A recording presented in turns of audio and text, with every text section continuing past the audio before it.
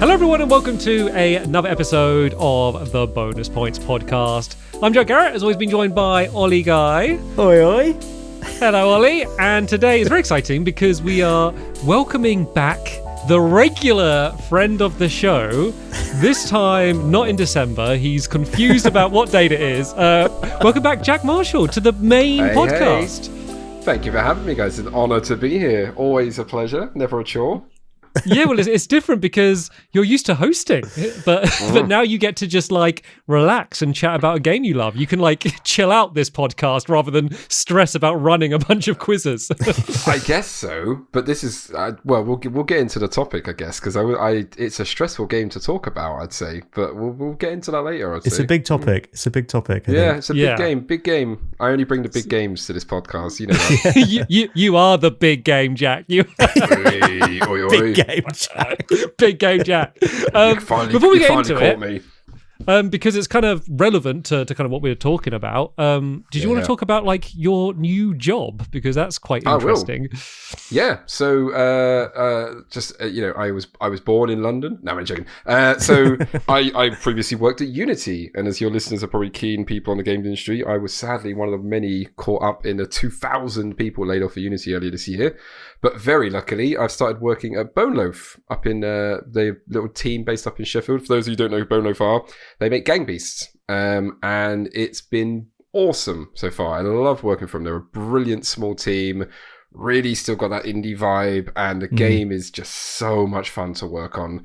And it's been brilliant. Yeah, so it's great fun. I've joined them as like a technical writer and a project specialist, so it's really good fun. Really loving it. Sweet. Cool. Do you want to show your little Bone Loaf toy? I've got so much little merchandise now. There we go. Like above me, there's like 10 Gangbeasts figures and stuff. But yeah, it's brilliant. Love it. They keep like throwing each other off, and they keep falling off the shelves, or like collapsing everywhere. If one falls off, this is like dong noise. Yeah. They should be designed to be unstable. That should be like a feature. You know, like those like things. There's like an off balance weight in them, and they're always like falling over. It's like Toy Story. I just come in, they're all like freezing, like just throwing stuff in the air and stuff. Jack's coming. The big game's here. Quick, freeze. Anyway, we're not talking about Gangbeasts today. As you said, we're talking about a biggie. Probably the biggest game we've spoke about on the podcast so far. And we've done biggies before. And that is GTA 5. Yeah. Shall I read the Wikipedia entry for people who somehow might not know? Yeah. I'll read the entry. In case my mum's watching, this is for you, Mum. Yeah. Well, we know Jack's mum's watching, so hello. This is for you as well. Hello, Mum. Right, okay. Grand Theft Auto 5 is a 2013 action-adventure game developed and published by Rockstar Games. It is the 7th main entry in the Grand Theft Auto series, following 2008's Grand Theft Auto 4, and the 15th installment overall. Set within the fictional state of San Andreas, based on Southern California, single-player story follows 3 protagonists and their attempts to commit heists while under pressure from a corrupt government agency and powerful criminals. Players freely roam San Andreas' open-world countryside and fictional city of Los Santos, based on Los Angeles. And then that's one half of it. And then the other half of it is Grand Theft Auto Online, which is the game's online multiplayer mode. Up to 30 players engage in a variety of different cooperative and competitive game modes. The game released in 2013 for Xbox 360 and PS3, then 2014 for PS4 and Xbox One, then 2022 for PS5 and Xbox Series. There we go. And that should just about do it. I think you've summed up the game pretty well. Thanks for listening, everyone. Well done, Ollie. And we all like it. Thanks for watching. Only joking. Let's start with you, Ollie, just to kind of give people some context. Do you want to kind of talk about your history with GTA 5? How much or little have you played before? I bought it when it came out, and I actually got let go from work early that day to go and pick it up because everyone at work was really excited, so we all went home early and got it. And so that must have been 2013 because it was the day it came out, and then I played it up until maybe the second heist or the third heist, and then I put it down for whatever reason and then never picked it up again. And my thoughts up to recently were always like, I'm not that into Rockstar games, it's not really for me, and I just thought I kind of bounced off it. But then obviously I've been playing it the last 2 weeks, so That's Yeah, me. and so now, how far? Because obviously we had 2 weeks to play the game. It's a long game. How far through the campaign did you get? I don't know. I don't know how long it is, but I did the like boat heist with the container. Mhm. I did the I think the last thing I did was I'm working for a producer, and they're like these like frat boys with these cars, and I had to go and steal the cars and bring them back. Yeah. Like race them, and then we're playing as police officers, like, or dressed as police officers on mopeds, like chasing the sports cars. Yeah, that's the last mission I did. So I got quite far, I think. That's Yeah. Yeah, I'm not sure exactly how far, but yeah, I think you're over halfway, certainly, it sounds like. Yeah, and I also played 3 hours of GTA Online as well. Okay. And then, so, Jack, let's kind of start with back in the day. Like, were you playing it launch day? Yep, I got it day one, what did you say? 2013? 2014? 2013. That's crazy. That's bonkers. I was 5 years old. No. It was, I got it. I remember trying to play it online with friends. Online just didn't work for like 2 weeks. Because there was literally half the world was trying to log on to the servers. I played the main quest all the way through and completed it. And then since then, it has been a constant on the roster with my friends. In particular, when lockdown happened, my friends, we'd always be like, oh, let's try play like Aliens Fireteam Elite. And then we always come back to GTA 5. Oh, let's try play like Back for Blood or whatever. And we come back to GTA 5. It's always like, anytime we start playing a game, we're like, this is rubbish. Let's just play GTA 5. It was just, so it's been on a constant carousel of, I play it fairly regularly for the last 10 years or however long it's been. Okay, because that was actually kind of one of my next questions was going to be, because I know you checked with Ollie before we did the podcast saying, like, is GTA Online kind of available for the conversation? Like, are we allowed to consider online? And we kind of spoke about that a bit on the podcast. We're like, yeah, of course. I mean, if that's the reason. So when you think of GTA 5, are you thinking of GTA Online mostly? Both. I mean, GTA Online is a big enough game to call it on its own, but nope, they come together. You buy them on the same disc. I think you can buy GTA Online on its own, but they come together. It's the game. Yeah, I think of them as both part of the same thing. Yeah, well, the weird thing is this version, I played it on the Xbox Series X. You have to buy GTA Online, and then you buy the campaign as DLC for GTA Online. So that's how I ended up playing it, which is quite confusing. I didn't know, because you also get a download for GTA 5 on the last gen, and within that is GTA Online. So it's like backwards. It's like the other way around depending on which generation you play. Yep. Yeah, and then me playing on Steam, I'd go to load the game and it would come up saying, like, do you want to play GTA 5 or do you want to play like online? Like and I think you could, from either one you could get to the other one through menus, but it's sort of just like off the get-go, like, what sort of experience are you in for here? Because you're probably one or the other. Yeah. But I mean, I have a question for you guys. The question, like, how dare you? No, I'm joking. The question is, like, when Ollie said to me, oh, pick a game for the show, I was like, oh my God, this is so exciting. And I was like, what game should I pick? Should I pick one of my all-time classics? Should I pick, like, I don't know, like Theme Hospital or They Hunger or something? And I was like, no, I'll pick like a classic game to talk about, like Mario Brothers or Donkey Kong Country or Mario Kart. And I thought, that's not going to go down with your, like, Generation Z listeners. That's not fleek. So I was like, I'll pick what's the biggest game at the moment. And it was just, I realized it's GTA 5. And it's like, I was thinking about it. It sits on its own, like, it sits at its own table. The only games that are near it in terms of success that might be able to get a bit of the table is Minecraft and Fortnite. It's GTA 5 sits on its own thing. So my question to you guys is, what, you're up to, like, you're like a video game review podcast. It's been, 60 games? And every 60th. week, every 2 weeks, GTA is on the sidelines, and you guys are like, oh, let's do Mr. Driller and stuff like that. And it's like, what did GTA 5 need to do to get on your show? It's like the biggest entertainment product of all time. It's like 3 console generations. So when you guys picked LA Noire like 2 weeks ago, I was like, oh, that's it. They're just rubbing the salt in the wound. So I had to, like, right or wrong and pick GTA 5. GTA 5 is not one of my favorite games, by the way. Like, we'll talk about that later on the show. Okay. Like, I don't think we'll talk about it a bit. But yeah, how come you guys hadn't picked GTA 5 yet? Like, it's such a huge, you just ignored it and went, it's there. You go, Joe, and then I'll jump in. Yeah, I was just going to say, I think you might be about to say something kind of similar, Ollie. I think one, as you say, like, you don't have like a personal connection to Rockstar, really. I think I do a bit more. But also, like, the podcast is we're not trying to do the biggest games. Like, anytime that, like, we do a game which is like a big, successful, popular game, Ollie grumbles and goes like, no, we're like indie. We're just doing like the pop. Like, Ollie always, like, he always wants to be like the cool hipster podcast that are doing Mr. Driller instead of GTA 5. So I guess the goal of the podcast isn't to do the biggest or the best games. It's to talk about games that are interesting, and GTA 5 definitely is. We could do a year's worth of podcasts just about GTA 5 comfortably.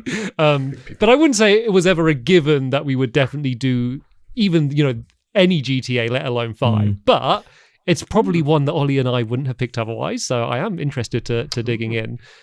Yeah, I was just going to say that I feel like with big popular games, especially as we've been doing this for 2 years now, are kind of finding that guests pick them anyway. And also, there's a little part of me that's like, between me and Joe, is there anything about GTA 5 we can say that's new? Whereas, like, if we have a guest on that brings it on, they're going to bring a whole different dynamic. So that's partly why we don't pick these huge games. The thing we didn't do Skyrim either for ages, and then we had a guest that picked it, and then it was a great episode. So you're saying your guests are a bit basic and just pick the obvious games, is what you're saying? Right, mate. Okay, I'm not going to get into this now with you. You've got the most mainstream taste out of anyone I know. Like, easily. Very true. It's very true.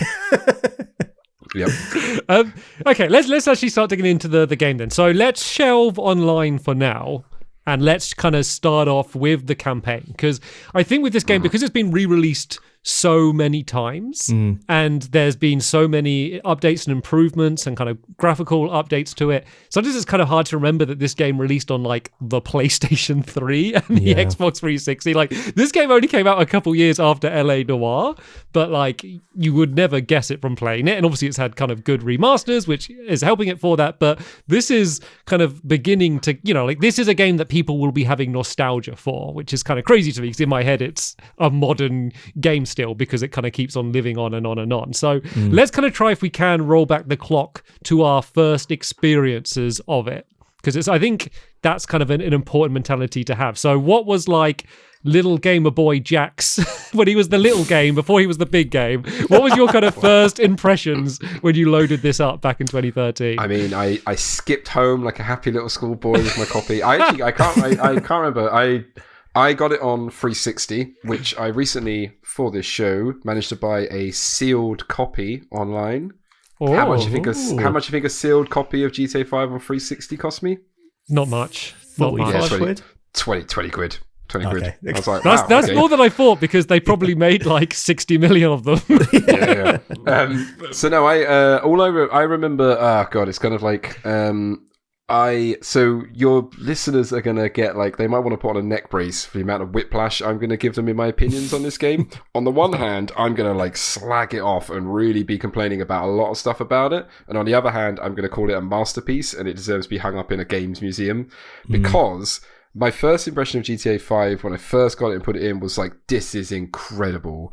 And then when you get down to like the micro, in terms of like the small actual loops of gameplay that you do, especially shooting, I was like, oh, this is a bit rough. Like, oh, this isn't great. And it's weird. It's like all the little stuff is actually kind of annoying. Like, there's a lot of stuff that's like, oh, this is a bit weird. And oh, this is a bit annoying. I've got to work out how this works. And the physics are kind of all right. But on the flip side, it's just the sheer scale of it is like, this is mental. Like, there's so much to do. Like, only this week, for the first time ever, I went into a cinema and actually watched like a film, and I was like sitting there for a good 10 minutes, and it was just playing this weird Italian black and white film. And I was like, I didn't even know this existed in this game. So my first impression of it was just like, wow, this is absolutely huge. But I remember I found the small kind of, especially the shooting and stuff like that, and some of the missions actually a bit exhausting to play. And I remember I could only play it in bursts of like an hour or two at a time. So that was my kind of impression. And that's still, to this day, that still sticks to me. Playing it 2 weeks ago today, I was like, oh my God, this is brilliant. I can't believe this story mode is incredible. Got about 2 hours in and I was like, oh yeah, I've forgotten about a lot of things that are kind of annoying about this game. Yeah. I had the exact same roller coaster. Like, the first couple hours, I was like, oh my God, like this is like, I can't believe like the level of detail in this city and how alive it feels, and the amount of like voice line from NPCs, and like the first time you start switching between characters, like, oh my God, the transitions are so seamless. Like that is still like mind blowing today. And then you get to actually playing a mission. And I think the quality varies, but I think the thing for me is that since this, I've obviously played Red Dead Redemption 2, which I ended up bouncing off because in the one hand on that game, it's really trying to set up like, this is a really systems-based, immersive game. You can walk into town and you can role play being a cowboy, and you can like greet anyone and they'll greet you back. And then you do a mission and they're like, walk slowly down this exact line. And if you step off the line, we'll fail the mission. And I'm just like, if we're doing that, just do it in a cutscene. I'd rather not play. Well, literally, I remember I was playing with Kai, and we'd have one person playing, the other one watching. It was the first game where we were fighting to not be the one controlling it because we'd rather just watch it. And in the end, we stopped playing it. And I didn't remember having that thought with GTA 5, but I think because I had that experience with Red Dead going back to GTA 5, and when you like fail a mission because you didn't do it the way that the director intended, and like, well, I could have still done the thing the characters are trying to do, like that ended up bugging me a lot more than it did back in the day. But what about for you, Ollie? Because you kind of sound like you had a kind of slightly more vague memories from your first playthrough than I did. So what was it like for you returning to it now? Well, I remember when I first got it, I remember talking to people at work about it, and because back then I was like a bit more toxic gamer. I was like, I have to have games that are fast. Like I loved playing Street Fighter. I didn't play anything else. So I was like, when I play GTA 5, all I do is wait for it to load. I remember saying that to people, like, all I seem to be doing is waiting for it to load. And then I remember it hit me like a flashback, a war flashback this time round when I did the dock mission and I was moving the boxes in the dock, and I was like, I think this might have been where I put it down before. And then I went to work and I was like, why am I a dock worker? Like, this game is so boring. And back in the day, I hated Trevor. Really, really hated him. And also because I was like such a toxic gamer, I didn't use auto aim. I only used free aim, and I couldn't hit anything. God, and then this time round, I also started using free aim, and I was like, what am I doing? I put auto aim on, and I was like, it's actually not that hard. Sorry. But I was playing with the camera acceleration, the dead zone, everything to try and get free aim to work, and I just couldn't. And I think back in the day, those were the reasons that put me off. Also, the other thing was I didn't play a lot of open world games. So this was like probably the first proper open world game I played. And the amount of icons and things, I found it really overwhelming because I was used to such simple games. So back in the day, I just didn't. I put it down. Well, what about? So you've kind of spoke a lot about kind of back in the day and like when you stopped playing, but like, what do you think of it now? Like, kind of just general impressions. It's pretty much everything's amazing. I can't believe how good this game is. I don't even hate Trevor that much. I dislike him a bit, but I don't hate him. He's got redeemable features now. Like, I wonder if in your head you remember hating him so much, so maybe you're expecting him to be even worse because he's not, there was also another thing. I remember the game being much more in poor taste than it is. I remember like when GTA 6 got announced, I was thinking like, how are they going to get away with that now? Like, because the game is so disgusting, and actually it isn't that bad. I was thinking like, what, you got a burger chain called Five Guys? Like, but it's not actually like that. It's a lot better than that. It's a lot smarter than that. And it's also really funny. And I remember it not being that funny. So my impression's completely flipped the other way. I'm completely the other way around. Okay, cool, awesome. So let's kind of get into, you said you kind of got like a lot of high highs and low lows, Jack. Let's start off, I think it's nicer to start with the high highs. Like what are things that you think this game achieved that hasn't been matched since? And I don't think there's many games from 2013 that you could say that for, but I think there's probably a few things here. So I'll be kind of curious to hear whether you think there are any. Are we still staying with just the campaign mode? Because you can talk about what you want now. I think you're released. You have to talk about the online mode when it comes to just like what it achieves. Because I mean, I'm looking at my notes now. But do you guys know this is actually the biggest entertainment product ever made? Like, yes, but hit us with the facts. Hit us with the facts, Jack. It's sold. So it's not the best-selling game of all time. It sold 195 million copies. Minecraft has sold 300 million, but it's grossed $7.7 billion. And this is an individual entertainment product, like not a franchise. So the next biggest thing to it is Avatar, and that's 2.92 million. So GTA 5 has got $5 billion billion, gross sorry, yeah. advantage. Avatar, yeah. Billion. Yeah, like, it's yeah. just mental. Also, we should talk about how Avatar's got 3 billion. I don't even understand. Like, Avatar's Yeah, I just don't so get that forgotten. either. But anyway, like, Watches the hell, those films. Avatar. I've never met anyone who's passionate about it at all. Yeah. Like, not one person. It's like, there's no memes on Avatar. There's no like, oh, give me a quote from Avatar. It's like, Yeah. Anyway, that's not what we're talking about. But anyway, so no, 7.7 billion, and I think it's just the fact that like what it achieved is a truly online mode that every game has tried to copy since. Like, it's done so well in that respect. I mean, 10 years ago, it came out in 2013. It's got over 3 console generations. Like, I've got PS4 version. I've bought this game like 4 different times on various platforms. But no, I guess if I was to go into like the specifics of the game design, it would come down to just a sheer scale. Like, I can't even imagine how hard they had to work to get this out the door, because there's just so much stuff. Like, even now when I'm playing it, there's just little things that happen I had no idea happen in this game. Just down to details that are just stupid stuff. Like, when it starts raining, people put the roofs on their car back up. Stuff like that. And it's just like so many details that I didn't even notice. And I would say I've been playing this game for 10 years, including the online mode.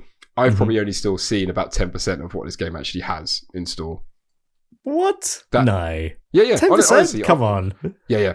Oh, there's That's mad. so much in it. Jack's never actually been into the city. He's only He's gone not around the started- trailer park. Yeah, He's only done the Northampton, whatever it's called, the beginning bit. He fell in a Northampton. pit and he hasn't been able to get out. He plays it every night. I'm just casino. That's all I do all the time. No, it is. It's just bonkers. It's just crazy. Yeah, so it had over 1,000 developers working on it, which is, I think, maybe becoming more common. So it cost, so this was back in 2013, so ignoring inflation and stuff, it's predicted to have cost about 170 million to develop, which I know sounds like a drop in the bucket compared to how much it's made, but that was up until Back launch. then. So that's kind of ignoring any of the ongoing support for online. But as soon as we're talking about online, I think let's kind of go into that now, because that's one of the parts I'm most curious about. I'll be honest, I didn't play online. I did try, so I played on the Steam Deck, and twice when I tried to do online, it said that the Rockstar servers were temporarily unavailable.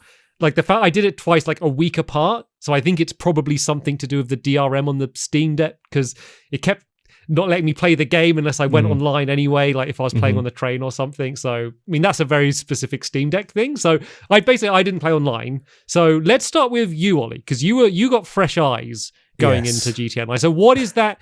If I was able to load it up online, what experience would have been available to me? What's like the onboarding for someone starting in 2024? So you basically go in and make a character, and then it asks if you want to do a tutorial missions where it takes you through like a few of the different game types and a few of the different characters.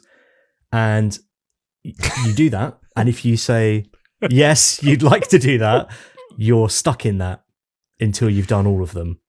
So that was the first hurdle I had, is that I was stuck in these tutorial missions.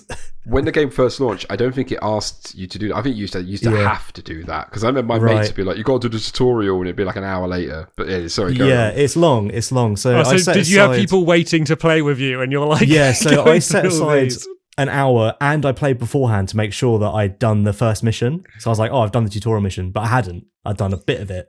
So I had people waiting. So I played online. I had everyone with me for 3 hours, and we did one mission, one start of a heist. We did a couple of actually, I think I've wrote down exactly what we did. We did a race, like a TV stealing mission, and like some survival stuff. I feel like GTA Online is probably amazing if you didn't start playing it just before GTA 6 came out, because most of the time I was just waiting for things to be done, and also I didn't have any money. The economy is like completely out of whack, because everything has to be super expensive. So a t-shirt will be like $250,000, and you don't make that much.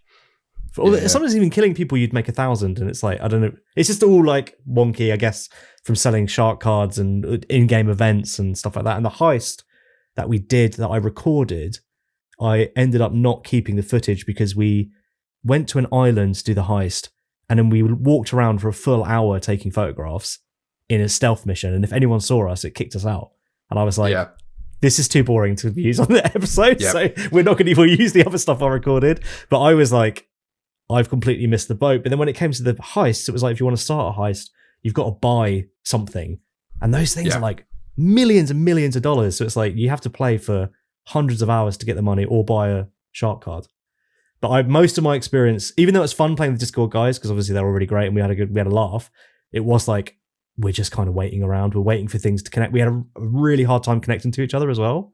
That took like half an hour to get us all in the same server, and it was just like, this feels like it was from 10 years ago, rather than now.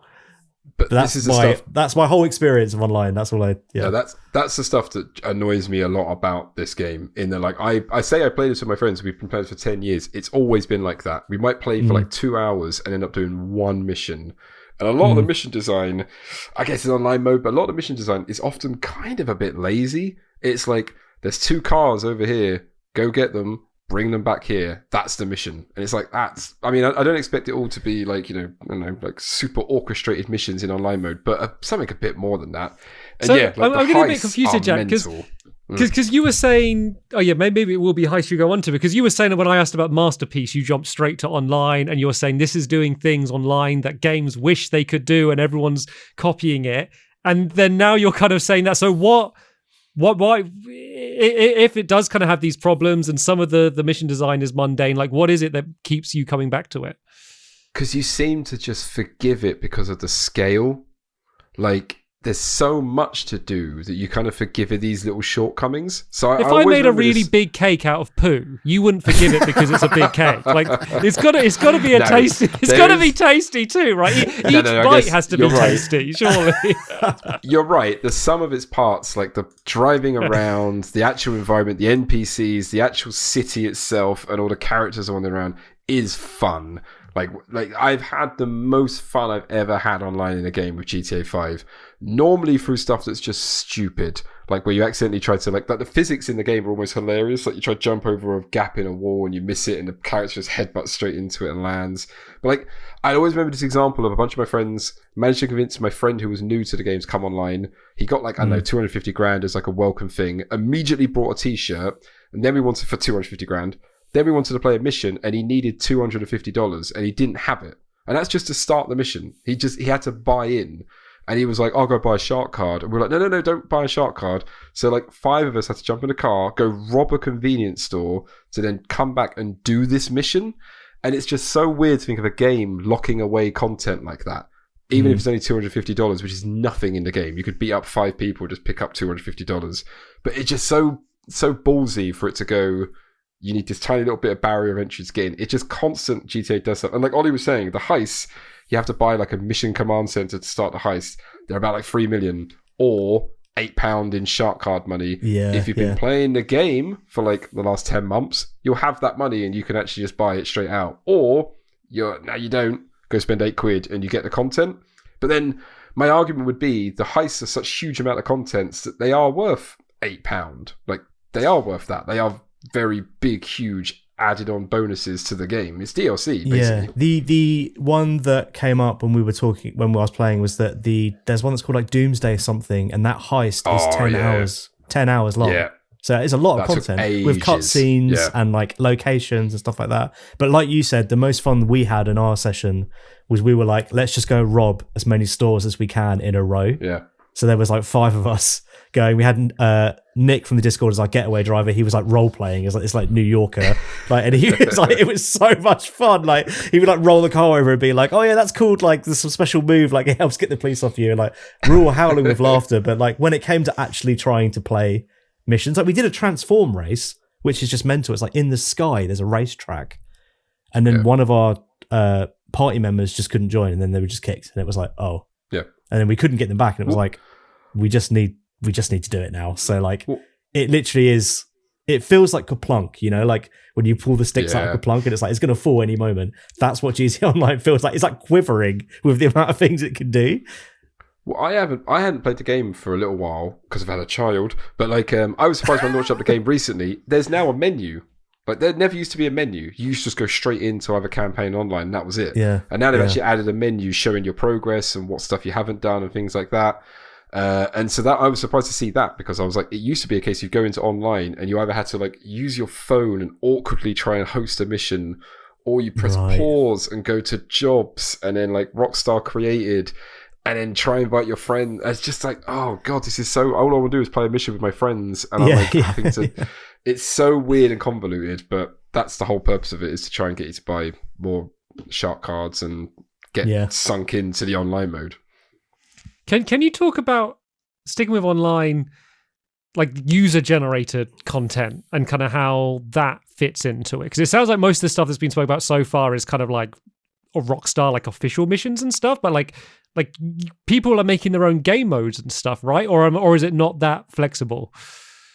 I haven't played any of the user-generated content for the reason that it's user-generated content and it's just so hit and miss. I did see that the most watched YouTube video of GTA 5 is a YouTube short of a guy in a Spider-Man costume, and all he's doing in the game is pushing other Spider-Men off a high tower, and it had like 260 million views, and the trailer for GTA 6 had like 180 We're doing it wrong, Ollie! We're doing it wrung! We gotta shift our content, quick! I told you we should not return those Spider-Man costumes. Yeah, I'll push you. Yeah. So there's so much content in the game that I hadn't even... I mean, I'm sure the UGC stuff is incredible, but I'm only scratching the surface I haven't even done the Rockstar missions, let alone dived into other people's races they've created. I mean, it's just mental. I assume that's what, like, someone who's playing online regularly, I assumed at this point, like, that's what people are doing. I assume that was, like, the default thing. So is there, like is there an economy? Is there a way for people to create content and make money from it? I honestly don't know. Me and my friends, all we're playing, we're a bit like old fashioned. We're like 90s gamers. We don't like anyone else to be in our session because like there's a lot of griefing in Grand Theft Auto Online. Like you're like load in and immediately a rocket just hits your face and you're like brilliant. So like we would try and just play out. We would just do the Rockstar missions, go through them, and there's like 100 of them at the moment, and they're just co-op missions, and that was basically all we were doing, and that alone kept us busy. And then the heists, that alone is like 200 hours worth of stuff you can do. So we didn't even touch the like other mission modes. I mean, there's like 40 different mission thing, like racing and parachuting and all this other stuff. It's mental. Didn't even scratch the surface.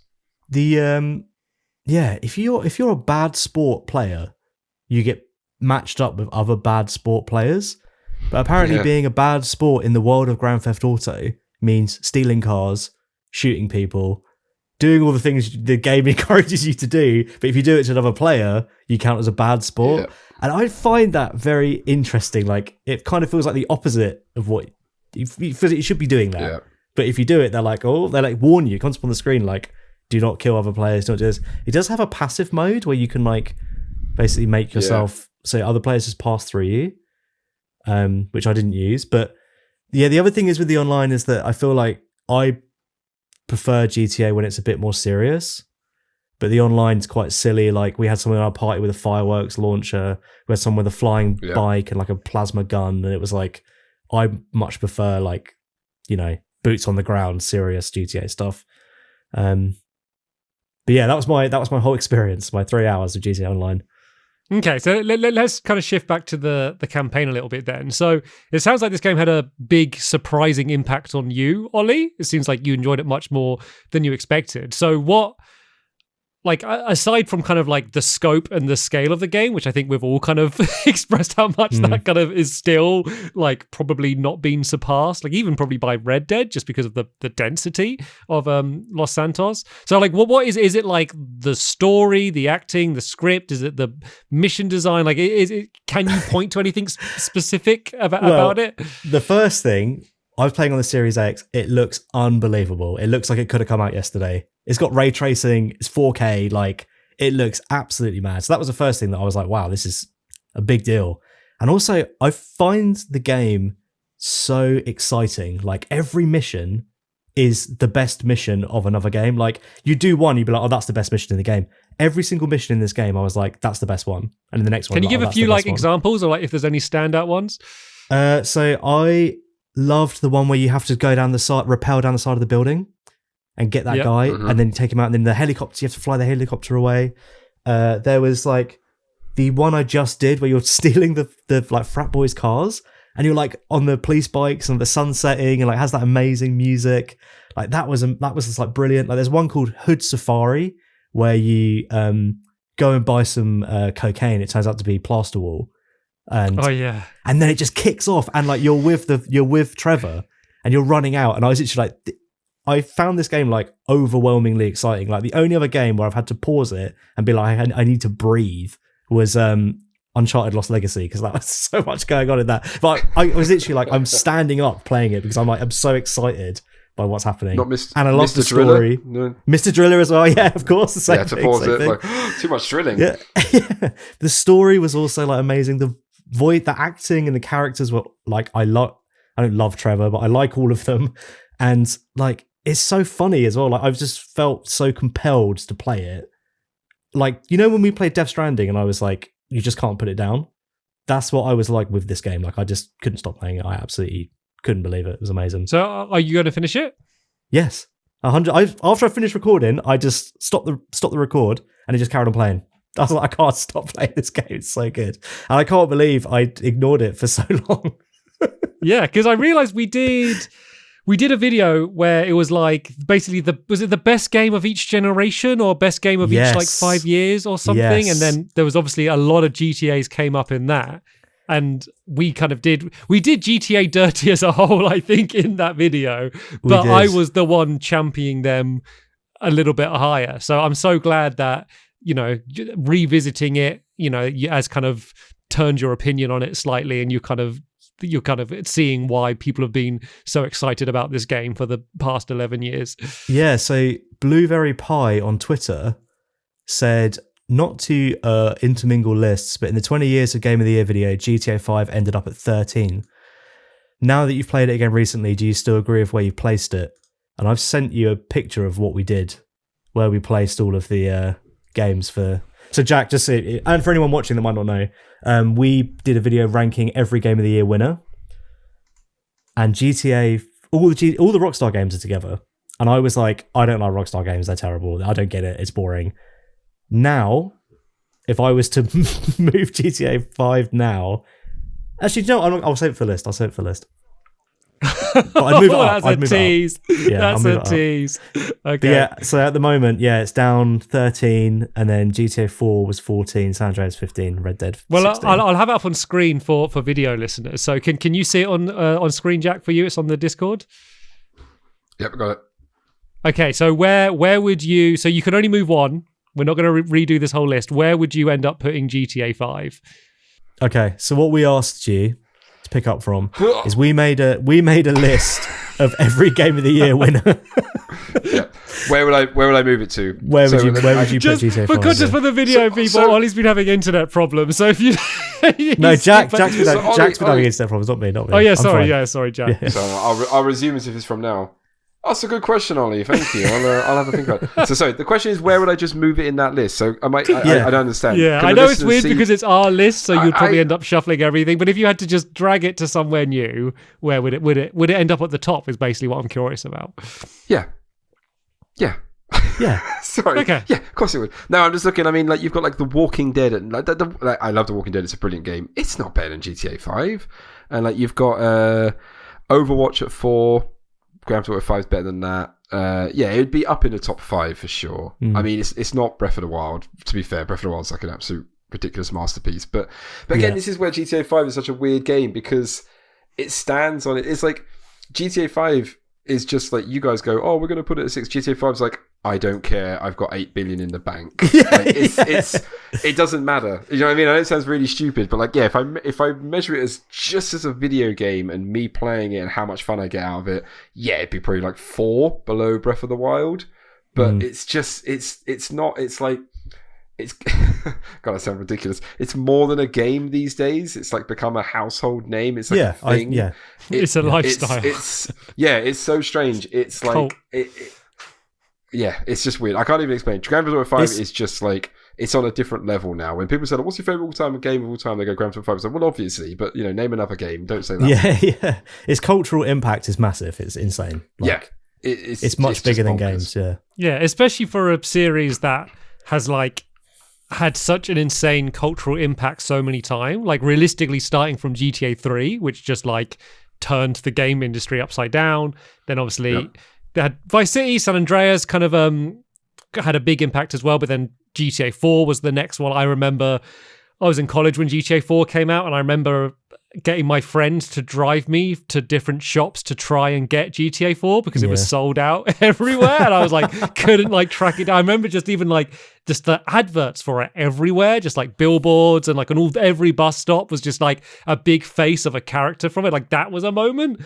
And then the fact that GTA 5 in like the same console generation managed to top that, and then with GTA Online just kind of top every other kind of game as well. Like it is a special story. But I'm a little bit curious, Jack, because it sounds like maybe it isn't your favorite game. So I'm kind of curious. No. Do you have a favorite game? I am. Well, I have lots of favorite games. I mean, my favorite game was probably like Half-Life.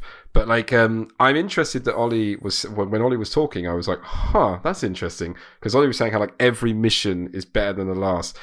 So I hate a lot of Grand Theft Auto 5. I hate the story. I think the story is terrible, which is, okay, I'm in the real minority here, and I shouldn't just slag off the game.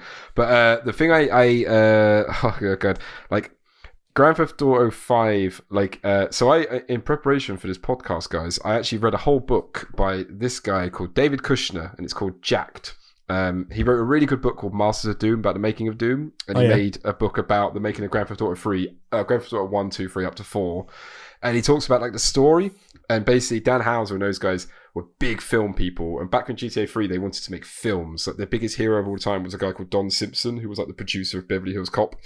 And like when I watch Grand Theft Auto 5, which is actually what I kind of mean, it's like they're trying to be a film, and games shouldn't try and be a film. Like, and this is very snobby and elitist thing of me to say, but like any-time a cutscene exists in a video game, it's a waste of the storytelling medium of a video game, in my opinion, because you've lost control of the character, you're detaching them from it.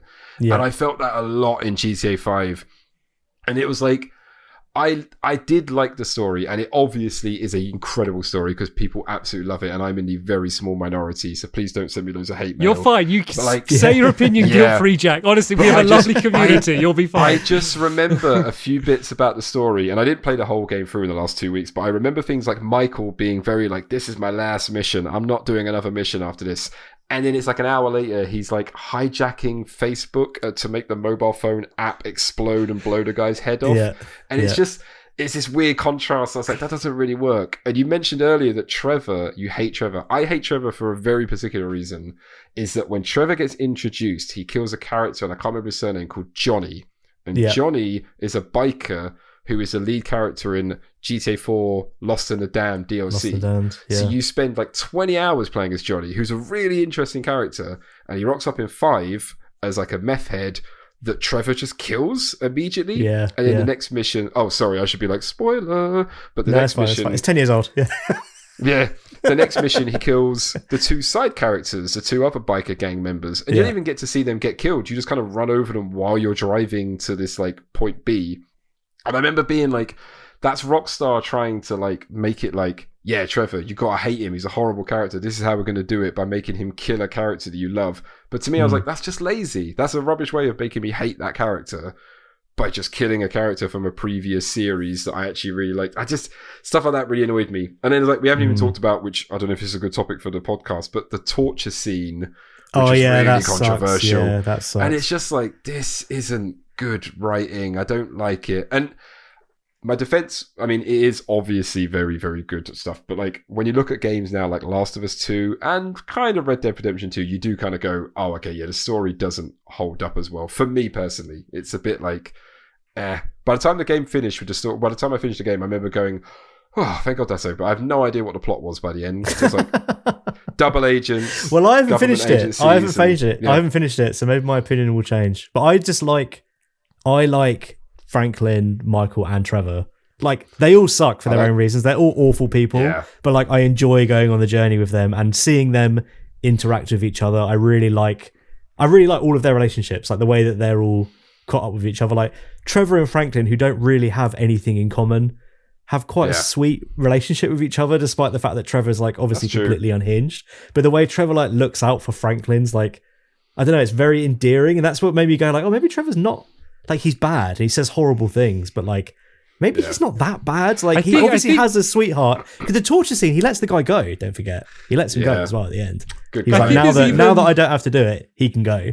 Like, Trevor's obviously, like, super, like, evil and, like a narcissist, and will just kill someone for, like, a very minor thing and is evil.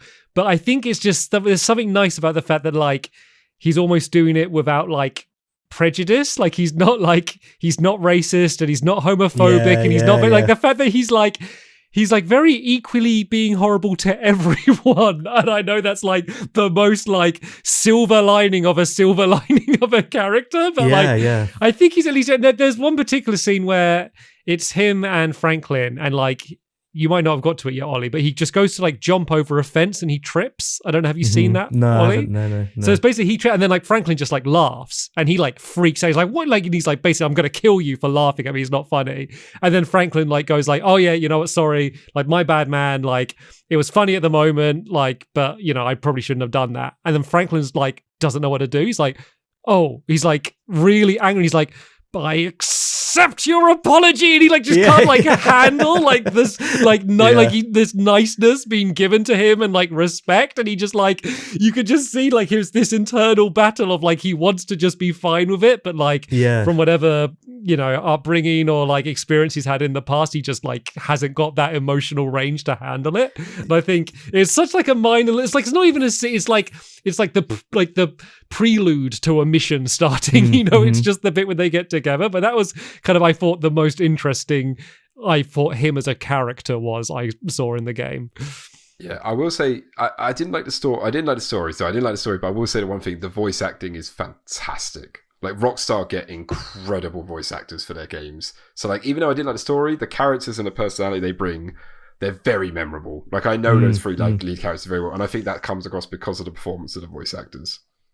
Yeah, the other thing is the animations are really good. Like the yoga scene with Michael, where he's like, he sees them doing the yoga and he's like late, he hasn't started yet, and he's like, oh, and he starts doing it, and I was like, there is so much detail in that little animation that you use once. Like, it's never in the rest of the game, and it's like the whole game is full of stuff like that. And the other thing on Trevor, I just want to say before we move on from him, is when I was doing the mission where you play as Franklin and you're like a paparazzi and you're taking pictures of you're chasing this woman, taking photos of her, and she's like smashing through pedestrians, like smashing through construction sites, like all crazy. And then I kind of thought, like, in this world of Grand Theft Auto, this is just what everyone is like. And on that scale, Trevor is obviously extreme, but he doesn't live in the real world. Like, he's not representative of a real human. So it's like, he's everything is a cartoon, and he's just the most extreme version of that cartoon. Yeah, and like Joe said, this isn't LA. Like, this is Los Santos. You know, it is not, like they're not the FBI, they're the FIB. Like, it's all a joke. Like, so that's a very good point. Actually, he's not outwardly like, he is hateful, but as you said, but because it's without prejudice, it's kind of like that's just his character type. Like, he's just angry, and also he has the best lines. Like, almost every time he said something, he would make me laugh. Yeah, it's like he's the Tasmanian devil, but everyone else is Bugs Bunny. You know, it's like they're all like these cartoon characters. He's just like the craziest one out of them. That's actually a really good point of how everything's kind of heightened. I will say, for like the biting satire and the parodies and like the commentary on American culture, in my head, it was a lot smarter than I think. I think the game often kind of takes the obvious angle and does like some kind of the obvious jokes, and sometimes it's like it's enough and it does get a laugh out of you. I really enjoy like the fake internet and like going through those pages, and like the fact that it's actually useful, and you could like I invested in the stock market, and you can order things from there and stuff. But then like it's like, oh, the cursor rather than a finger with the like forefinger up, it's the middle finger, like that sort of stuff. And it's like okay, it's like silly, but sometimes it's like so. They're like it felt more childish, I think, than I remember. Because the weird things with GTA 5 is in my head, I'm like, oh, these are like, it's a mature game. And I was like, when I say mature, you know, I'm kind of thinking like, oh, you'll probably want to be like 15 up or whatever. But then since GTA Online came out, the perspective I think now is kind of it's almost like a kid's game. Like when I started playing it, Kai even made a comment of saying like, I feel like I'm living in, like with a kid with you playing GTA 5 all the time because of YouTube culture and GTA Online, there's been like a perspective shift. But I expected in the campaign for me to think like, oh no, this is going to be like a mature game with more adult themes. And there are like adult themes in terms of there's things about sex and violence and drugs, but they're almost from like an adolescent viewpoint, which I wasn't expecting it to be that much. But I suppose last time I played it, I was so much younger, so maybe I didn't kind of realize that it's not tackled in a kind of very, I guess, intellectual way, maybe. I think for me, one of the most interesting things about playing the game, the campaign, is having the knowledge that this was made in Edinburgh by a team of 350 people. So it's a bunch of people in Great Britain giving their spin on what American life to the extreme is like. And I think when you know that, it makes it a little bit funnier because you pick up a lot of the satire in there is kind of like British humor of like Monty Python-esque stuff. So I always find it really interesting that it's made by, I think, I don't know how big the team is now, but like I think back in the day it was 350 people in Edinburgh in a building that's like 30 minutes from Edinburgh in the middle of kind of like a bit of a rural urban area, a stone's throw from the You're going to dox them, Jack, buildings. If you carry on. No, I know. I just found it because I was in Edinburgh and I went on the little coach tour. It was good fun. And they ignored the fact. And I went past and I saw the big Rockstar logo and, oh, God, that's Rockstar North. And I do feel bad for them because I remember looking up on, at the time, Google Maps, Rockstar North, and there were just hundreds of photos of people just standing outside taking a photo with the building. I was like, that must be creepy. But they're like, it's a stone throw away from the Parliament buildings as well, which I thought was really interesting because it's like all the political stuff that Rockstar's had in the past, and they're like next door to the big Parliament buildings for Edinburgh and Scotland. But yeah, so I don't know. So when you talk about like the humor and the satire, I always just think like it's weird to me, and I wonder if a lot of people know that this was made by a British development team. So a lot of the jokes are kind of not poking fun at America, but like taking like, this is what we think American life is like, and we've turned it up to 11. Yeah. And that's what makes it kind of weird and funny and wacky. Yeah, it was also a lot more inoffensive. In my mind, it was much more like picking on minority groups and things like that. And actually, that's not the case. Like, it's just puerile. Like, it's just like it's mostly toilet humor and like people saying gross things rather than hateful things. I thought it was really funny. Like, some of the situations that Trevor was in, like when Trevor first meets Franklin and Michael, so Michael's like, oh yeah, Franklin's my protege, like I'm teaching him. And Trevor's like, oh right, is he teaching you how to be a fat snake?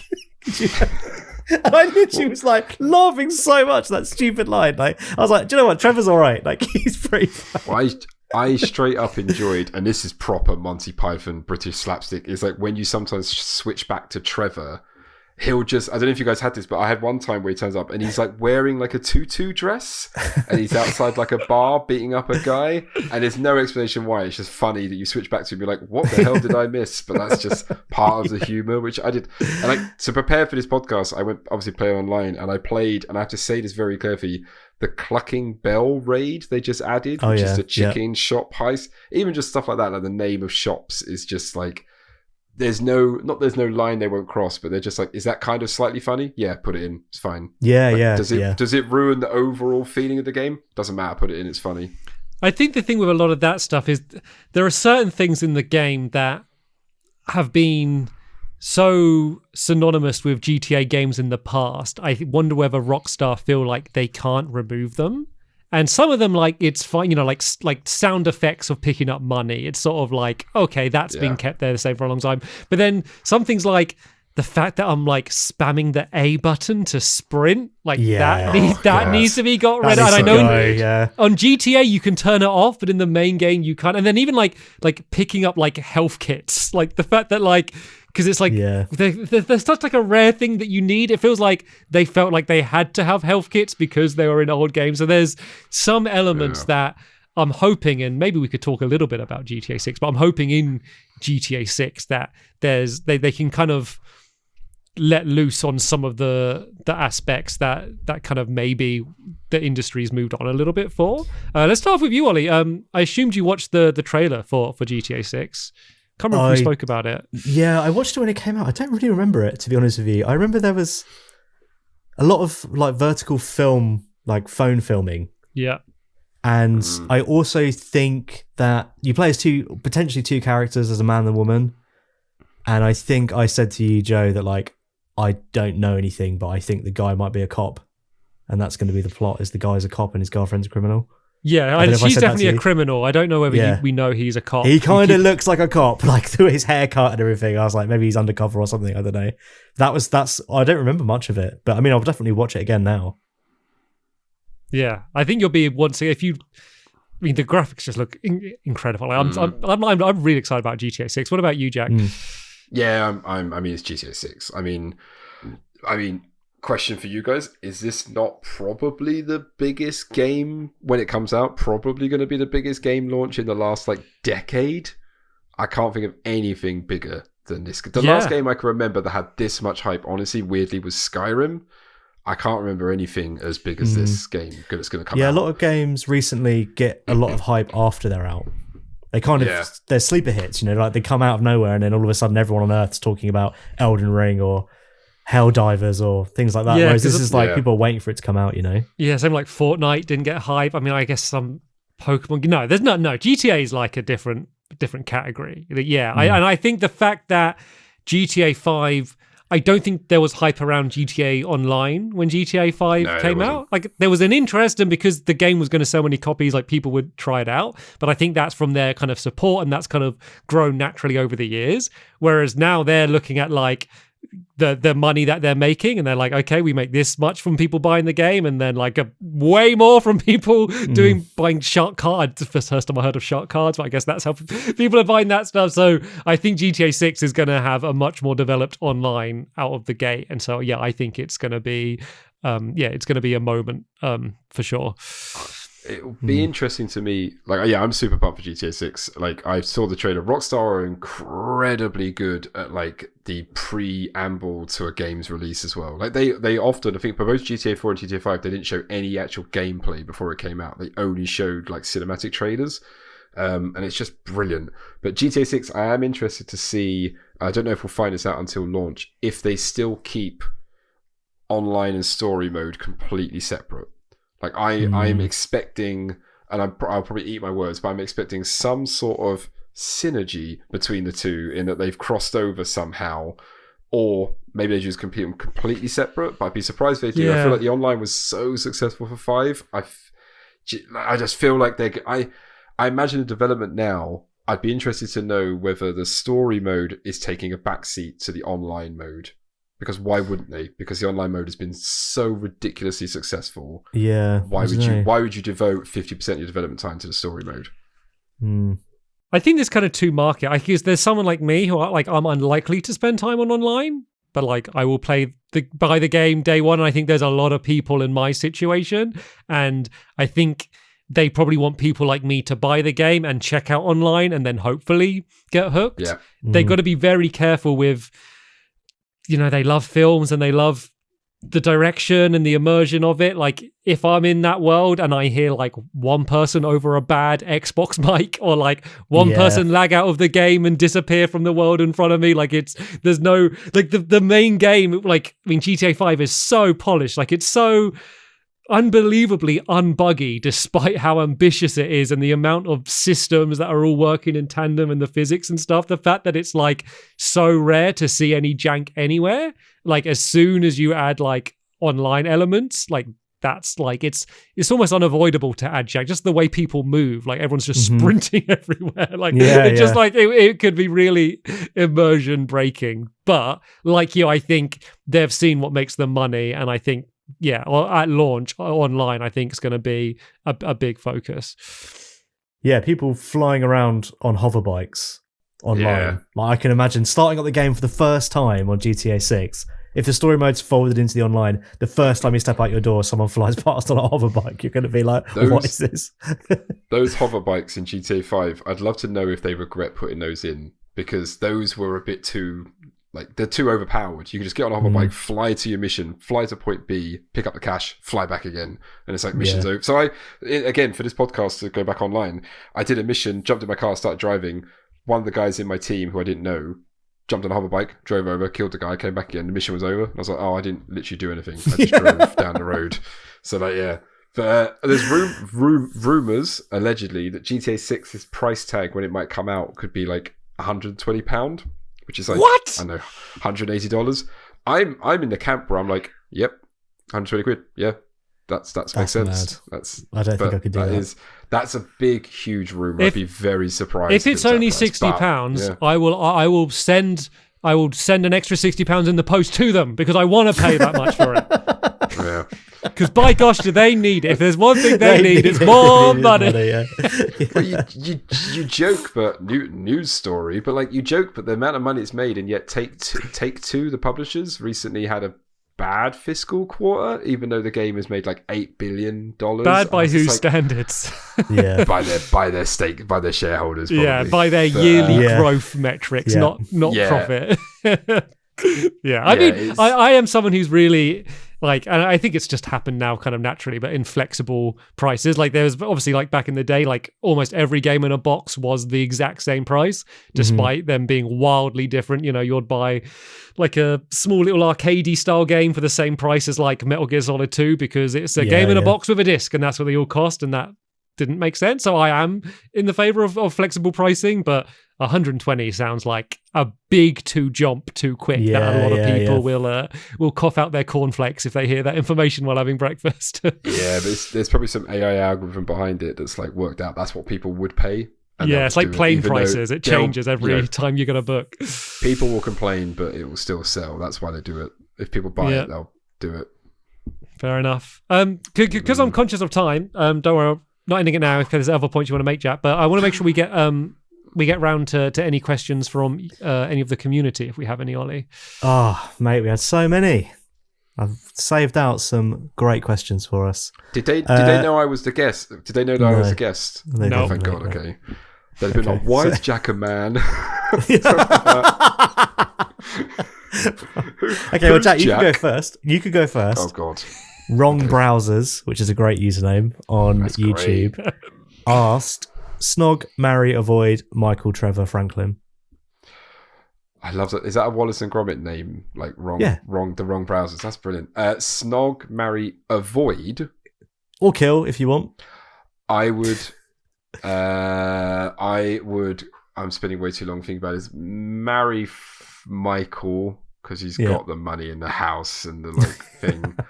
Snog Franklin, and then he'll treat you right. Yeah, and then avoid Trevor. I mean, it's quite actually when you think about it, it's quite an easy one, isn't it? Really? Yeah, I was thinking I'd probably do exactly the same. I spent a lot of thinking. I was like, would I marry Trevor? It's like obviously not. No, yeah, you'd marry Michael. But I mean, I'd watch some movies with my hubby Michael in the evening. I would treat him well as well. He would love me. In the game, by the way, one of the little features before we go on to this question that's incredible. If you're playing as like Franklin or Trevor and you go to Michael's house and start throwing rocket launchers at his house, your phone will ring and it'll be Michael that goes, "Stop blowing up my house, you crazy!" Like, and I was like, details like that is incredible. Anyway, so next question. Also, the amount of time in heists where someone goes and does something and then they'll phone someone and be like, "Oh, I've picked up the trench coat or whatever," and then the other person will answer and that's all of a sudden 5 conversations they've got to record. Of every person, every person, every option. I thought the same. Yeah. Okay, Liam Arts on YouTube said, "Hey guys, this game has also become famous because of its mysteries, like the Bigfoot monster, the aliens, the cult, etc. My question is, through your time playing the game, what is the weirdest thing you saw/stumbled upon?" I'll go first. 2 things I want to mention. One was I did a mission where I smoked weed with like an activist, and then all of a sudden there were like aliens coming down. And that was like the 2nd or 3rd mission I did. And I was like, oh, is this game actually more like Saints Row than I thought? So that was one thing that was obviously very odd. Did you not do any more of their missions? Because they get crazier than that. I did one with Franklin and he wasn't phased.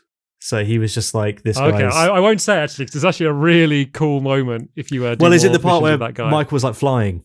Yes, okay, yeah. So he drinks a drugged drink, doesn't he? That's an amazing moment. The music, and it's like all sound clips of the game, unbelievable. The other thing is, like, they added, I don't know if they added it for this version, but they have like, all of a sudden people are like getting robbed in the street, and you can like help them. Yeah. And every time I just drove past, like, good on them. That's what we're here for. Like, I had to leave them alone. Like, yeah, we're all robbers. Like, this is a criminal city. They'd be like, that guy stole my bike. And it's like, good. That's what we're doing here. So why on earth would I help? Once I stopped and did it, and then Michael was like, oh, I have to like flex my good muscle every now and then. And I was like, that's very strange and out of place. But anyway, the question was, did you come across anything weird or stumble upon anything weird? Jack?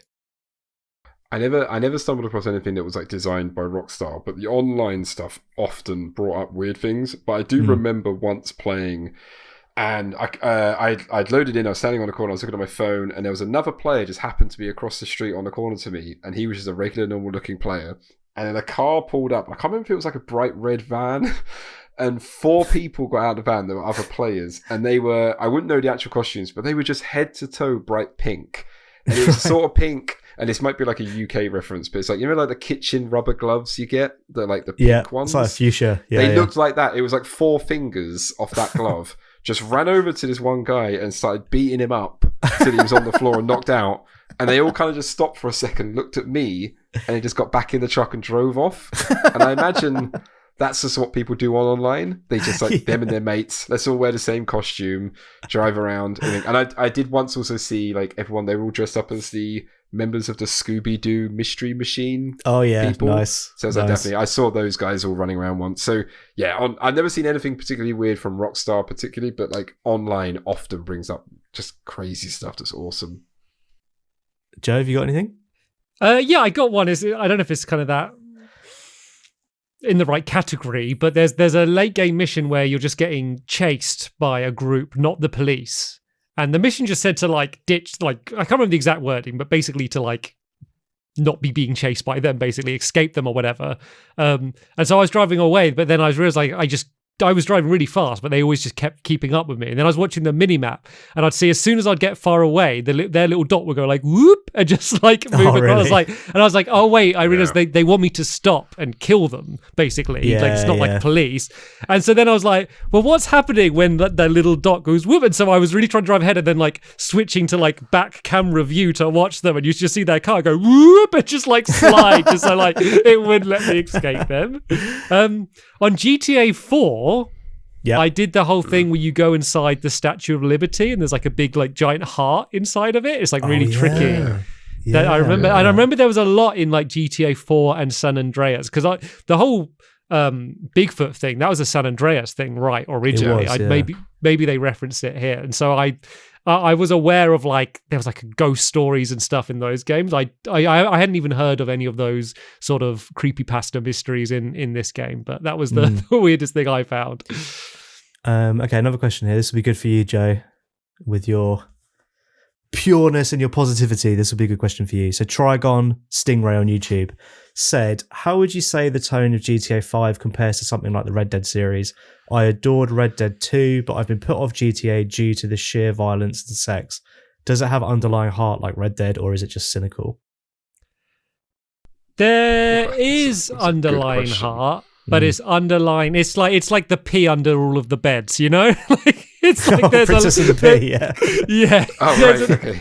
All the mattresses, yeah. Sorry,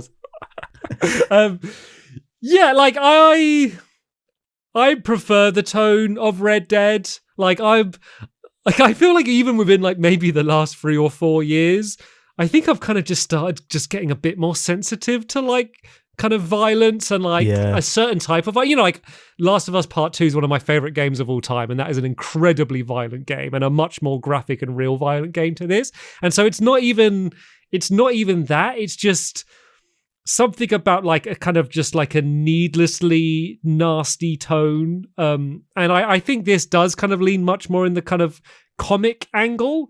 Mm-hmm. But I will say this isn't like, I wouldn't want to play a game of this tone like regularly. Like I would need like a break. I would need to go and play Jack's favorite game, Mr. Driller, between this, between a game of this tone every now and then. And I do hope that GTA 6 leans a little bit more serious, and that I hope that the characters are a little bit less caricatures and more like characters. Like have the wacky side missions where you run into like some crazy crocodile farmer on their ranch in Florida or whatever. Like have that, but like have that in kind of like these side silly encounters, but like for the main missions and like the protagonists, I hope they kind of lean a little bit more realistic. Like just for my personal preference, I'm sure there's some people that would want it to go more the other way, but that's what I think I would find more interesting.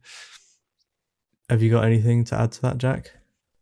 I was just interested to know if Joe preferred GTA 4, because GTA 4 to me in the Rockstar, like in the Grand Theft Auto franchise, is like the gritty brown one. It's like the emo period, because it's a lot more like, all I remember about that game playing it was it just rained all the time sort of thing. Did you like GTA 4?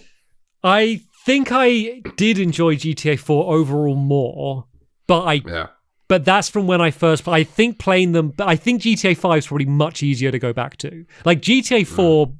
Like blew my mind. Like you were talking about like the marketing. Like I remember the first trailer for GTA 4 and you're right, didn't show any gameplay. It was just like showing New York, well, Liberty City, and just close up shot. And like I remember the train going past, and I was just blown away by like the graphics. If you look at it now, it all looks a bit like smudgy and, as you say, a bit dreary.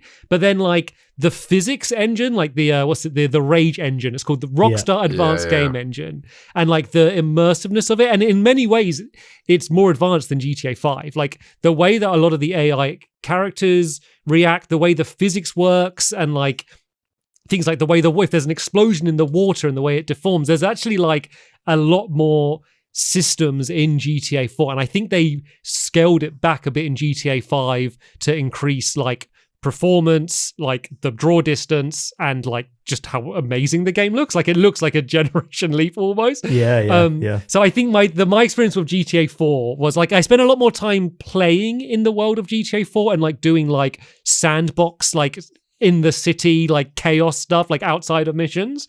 Whereas GTA 5, I was doing mission. I wasn't playing much in between. And I think that is maybe partly just to my, like when this game came out was kind of at the beginning of when my YouTube career was picking up. So I was just quite busy. And then playing it now, I had like 3 weeks because I started a bit early. So like I didn't really have time to do that sort of stuff. So I have fonder memories of GTA 4, but I'm not going to play it again because I want to keep them as fond memories because I'm worried it's aged worse. Am I right in, correct me if I'm wrong, I should have checked this for the show. Am I right in saying that GTA 3 came out on PlayStation 2? Yeah. And GTA 5 came out on PlayStation 3? Right? Yeah. That's mental, isn't it? Yeah. That within one console generation, we went from GTA 3, which I still think is a masterpiece, but GTA 3 to GTA 5. I know it was still like a 10-year gap or whatever, but isn't that weird that one console generation gave us 3, 4, and 5? And now we've had 3 console generations without any. Well, you look at like within a generation, you look at GTA 3 compared to San Andreas, and then like, and then GTA 4 to GTA 5, like the leap that they do within technology and like pushing them to the limits. I mean, Rockstar are like one of one. Like they realistically, for the type of thing that they're doing, like I don't think they don't have a competitor really at the moment that can that have that level of scale and quality like together. Like I think, as I say, there's no one doing what Rockstar is doing. The only studio, but for very different reasons, who I think sit on the same kind of, again, I say on the same table, is Nintendo. Like they're the only people who I think that Rockstar would bow to is Nintendo. Apart from that, Rockstar. I still think it's kind of like for an individual, like get like for a game franchise studio, and for like making one, like I don't think there's a singular Nintendo game that you could point to that is of this scale and quality. Like it is like a gaming event. Like it is a. And it's not even like once in a generation anymore because they skipped like Xbox One, PS4 generation and just did GTA Online. Well, I think it's going to... Go on. I was going to say it's going to be painful like going to 6. I hope, because I'm so used to playing a 10-year-old game on my Series X that loads in like 1 second and like changing between characters is super fast and it looks amazing and it runs at solid frame rate. It's actually going to be difficult to go to 6 if they're pushing the fidelity higher. The frame rate's going to be worse. The load time's going to be worse. Like it's going to be quite an odd thing to step back to, potentially. I don't know. 5, and this is no offense to the Rockstar people if they are listening, but like 5 ran like a dog on Xbox 360. Yeah, it did. Like I remember avoiding switching characters on the Xbox 360 because it would take about a minute to switch between characters because it had to load it all in. And I remember then playing it on Xbox One, and I was like, oh, this is how it was meant to be played. Like this is much better. This is much smoother. But yeah. Tell you what, Steam Deck, great experience. It was super 60 FPS and like medium to high settings across the board. Great experience. Nice. I've got GTA San Andreas on my phone these days. I don't want to sound like an old man, but I'm like, what? I was thinking about that earlier. Like one day, people have been playing GTA 5 on their phone.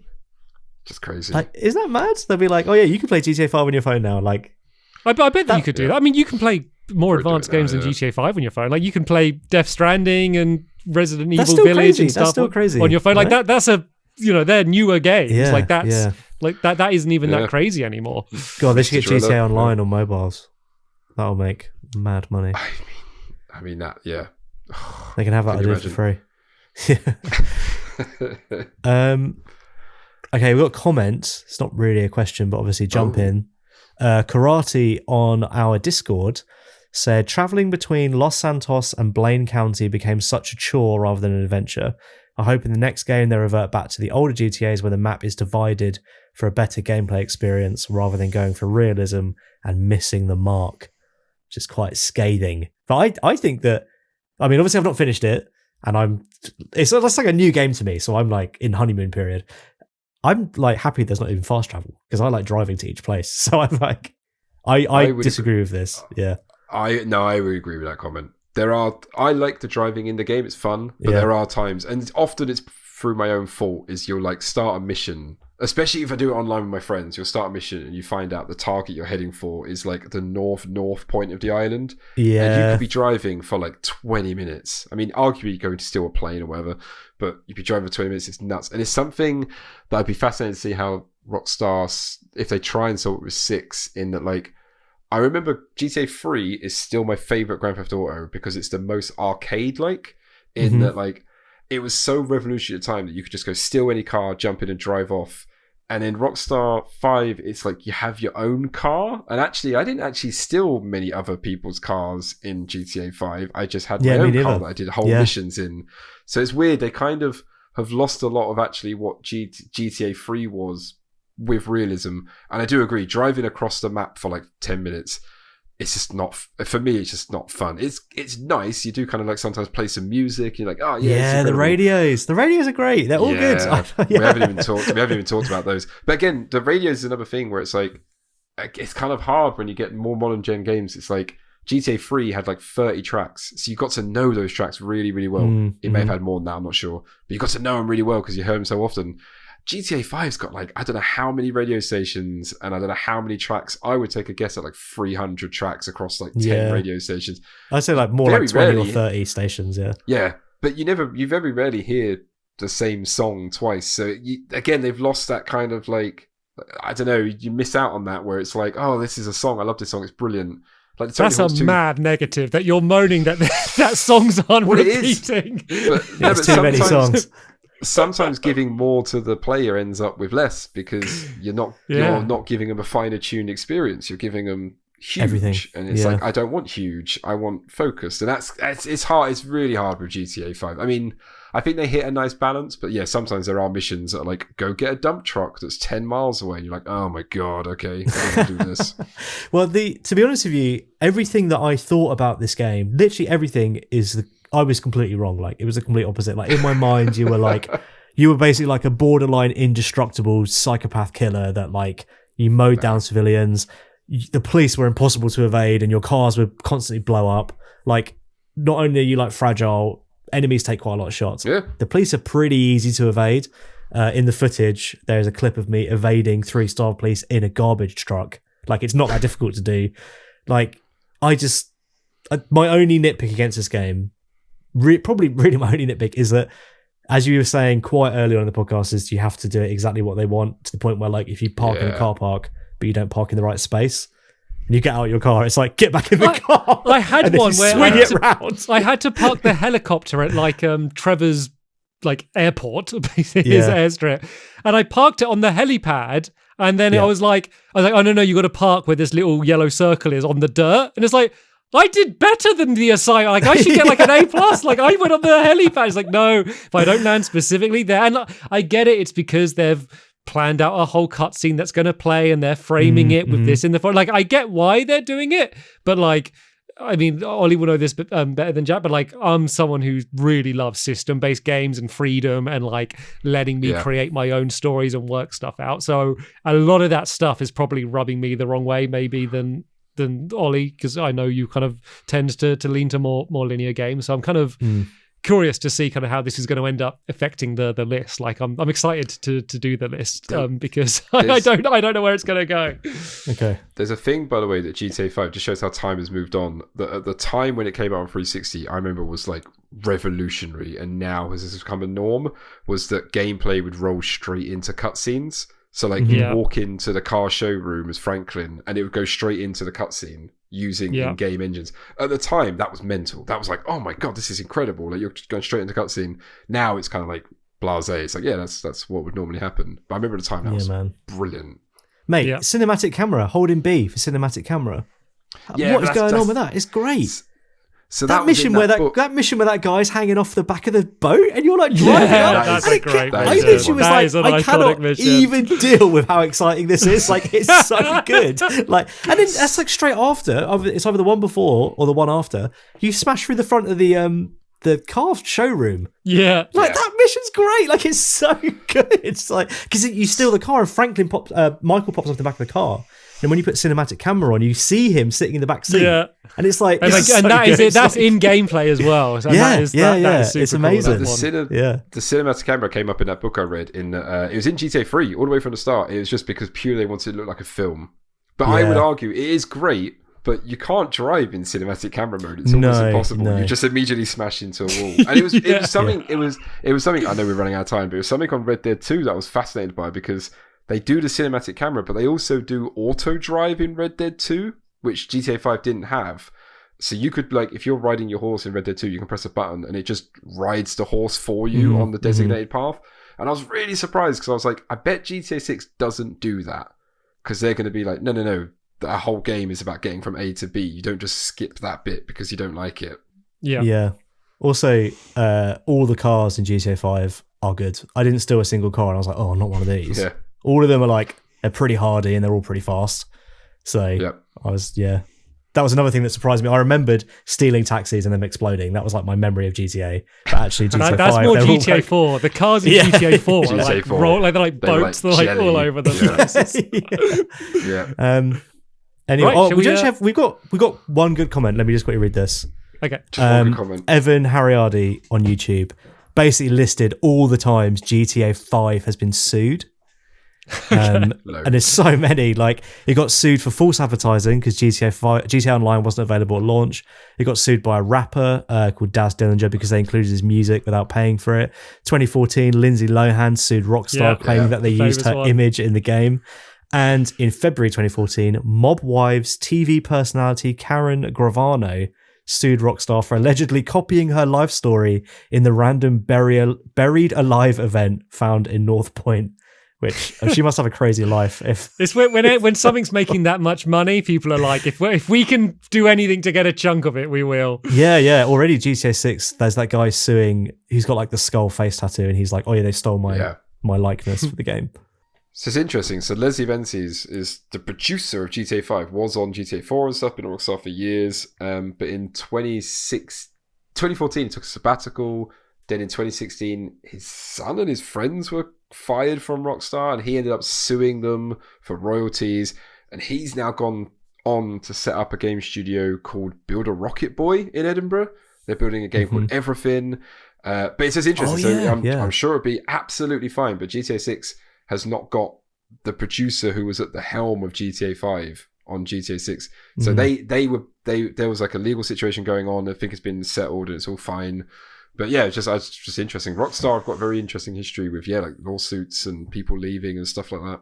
Yeah, it's also, you touched on it briefly in the last episode, Ollie, but there's also a lot of allegations about kind of crunch culture and mistreatment for employees and stuff, all allegedly. But that's been a topic, I suppose. But I don't know if any of us are really informed on it enough to kind of really speak in depth about it. Yeah, I didn't do any more research on it, but it obviously sucks, and I side with the employees. It's my official stance on this. Way to go out on a limb there, Ollie. You're really painting a target on your face there. Always stand with the employees. Always. Yeah, Rockstar recently announced that they want all their staff back in the office 5 days a week. I think that was about 3-4 weeks ago, and that's gone down quite badly for a lot of staff. So yeah. So who knows? In the game, I mean, it's GTA 6, so who knows what's going on behind closed doors? We can only speculate. But yeah, it's always look after the health of your employees should be the forefront. I agree. Also, Absolutely. Jack, didn't you say that you saw a rumor that GTA 6 has been delayed? Yeah, apparently. It's again rumor, allegedly, not coming from me. Have they announced a date for it? Like what? This year? No, they haven't. That's the thing. I mean, how can you delay a game that's not been officially announced? And like, I remember I read a quote. 2025, didn't they? They announced that. Oh, did they? Oh, okay. I didn't know that. I read a quote someone said. I read a quote someone said that like every game is delayed, and I was like, I don't know what that means, but anyway. But yeah, there's rumors it might slip to 2026. I think it came from Take-Two's earnings report for last quarter that there was language in it maybe that alleged to like might be pushed to 2026, but yeah, who knows? I mean, is what it is. I've waited like what, 12 years? I can wait another year. It's fine. Yeah, that's what I said to you, Jack. I was like, look, when it comes out, it'll be the biggest media property on earth, so I'm sure they can wait another year. I mean, or however long it's going to take. It'll be the first game in a long time that I would like have to. I mean, not like because I'm going to get addicted. I'm going to have to genuinely turn around to my partner and be like, I've got to play this game for like 2 days. I'm sorry. Like, you can't. Like, I can't think of the last game that I went like, I need to play this game. Like, this is big. Red Dead Redemption 2, I guess, was kind of like that. Yeah. Every COD for you, isn't it, mate? Every time a Call of Duty comes out, every COD, mate. Every COD, yeah. Every new Planet Coaster. I'm like, Planet Coaster's out. Got to play it. Got to play it. Right. Shall we get on the list? Or is there anything else you want to say, Jay, before we move on? No, I just want to check with Jack because I know because obviously you kind of did a lot of research. Is there a course, point that you're kind of annoyed that the conversation didn't get round to that topic? This is kind honestly, of obviously you can carry on talking in the list, but anything else? To be honest, there's so many topics we could have gone over when it comes to this game. Like, there's so much stuff. I've got like a pile of books and stuff next to me that I was going to reference and things like that. But just fan through them quick, and people can watch the video back in like slow speed. There is one I'd like to take a minute, and I don't know if I'm allowed to like plugs on the show. But the lead illustrator on Rockstar, who's been there since GTA 3, is a guy called Alistair Wood. And he has his own website, and he makes this comic book called 70. And he's just done comics of like films. And you can see by like the artwork on the back, it's got that GTA look. It's like a tenner. And it just, I always think like we should celebrate people who work in games. And it's just crazy to me to like, I don't know if he created the cover art for GTA, but he's probably definitely had a hand in it. It's like, he's probably created some of the most iconic imagery. That picture of Lindsay Lohan, that's like printed in my brain. And yet, like, I'm not saying he should be charging a lot more money, but it's just weird that I can like, wow. And like, I brought this, he sent us a print as well with like Jaws, and he signed it, and it was just like, it's nuts that like, if this was like film, he'd be like, you know, the cinematographer of June or something. Like, I could sell his stuff like $1,000, and yet, you know, sells it on his website £10. So I don't know, Alistair Wood. If anyone's interested in buying a little bit of like GTA history, go buy this comic book he's done. It's brilliant.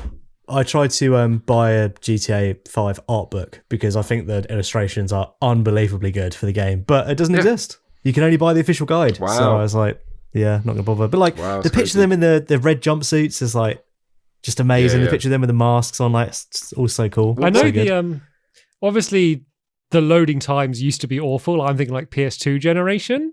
Like the load was huge, but it would mostly be one load and then you'd be in, but it was a giant load. But it was like, I mean, it's probably just nostalgia speaking, but like seeing that full screen artwork, which is quite rare on PS2, like high def for the day artwork, and then like that music, like it does like put you in like a mood. You know, it's like say if you were about to jump out of an airplane, you're putting the suit on and your helmet and stuff like that's part of the experience, that's the plane taking off and you're like there is obviously I don't want that to be added. I'm sure someone's added a mod to GTA 5 so you could play it with that, but I don't think it was only a negative, because that is something that I have a lot of nostalgia for, and I did even at the time I remember not even being annoyed by it, because it was like oh, I'm gonna be in this thing, it was like an excitement builder. Yeah, I agree. Okay, anyway, GTA 5 on the list. We all good? On the list, let's do it. So let's just start off with the big question people are going to want to know. So this is the 60th entry. LA Noir's at 59. Are we going to go over LA Noir? That's what everyone wants to know. We're going to go over. Are we going to topple it? We're going to go over LA Noir. That was a horrible, horrible, nasty. That's what I thought this game was like. Empty open world, nasty, barely worked. Anyway, Jack, what do you think? Any immediate thoughts on our ranking of these games? I mean, I do not. I need to go back and listen to your episode of what the hell happened with Driver San Francisco. Did you guys get drunk and then play that or something? That's ridiculous. Mate, it's good. It's good, man. What are you saying is too high? So fun. It's way too high. Have you played it? No, it's fun. It's fun. Yeah.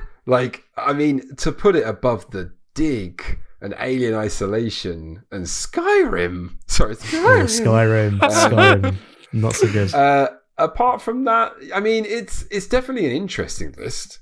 It's you've got some odd stuff in certain places. You're such a politician. Yeah. I mean, interesting. I find it inspiring.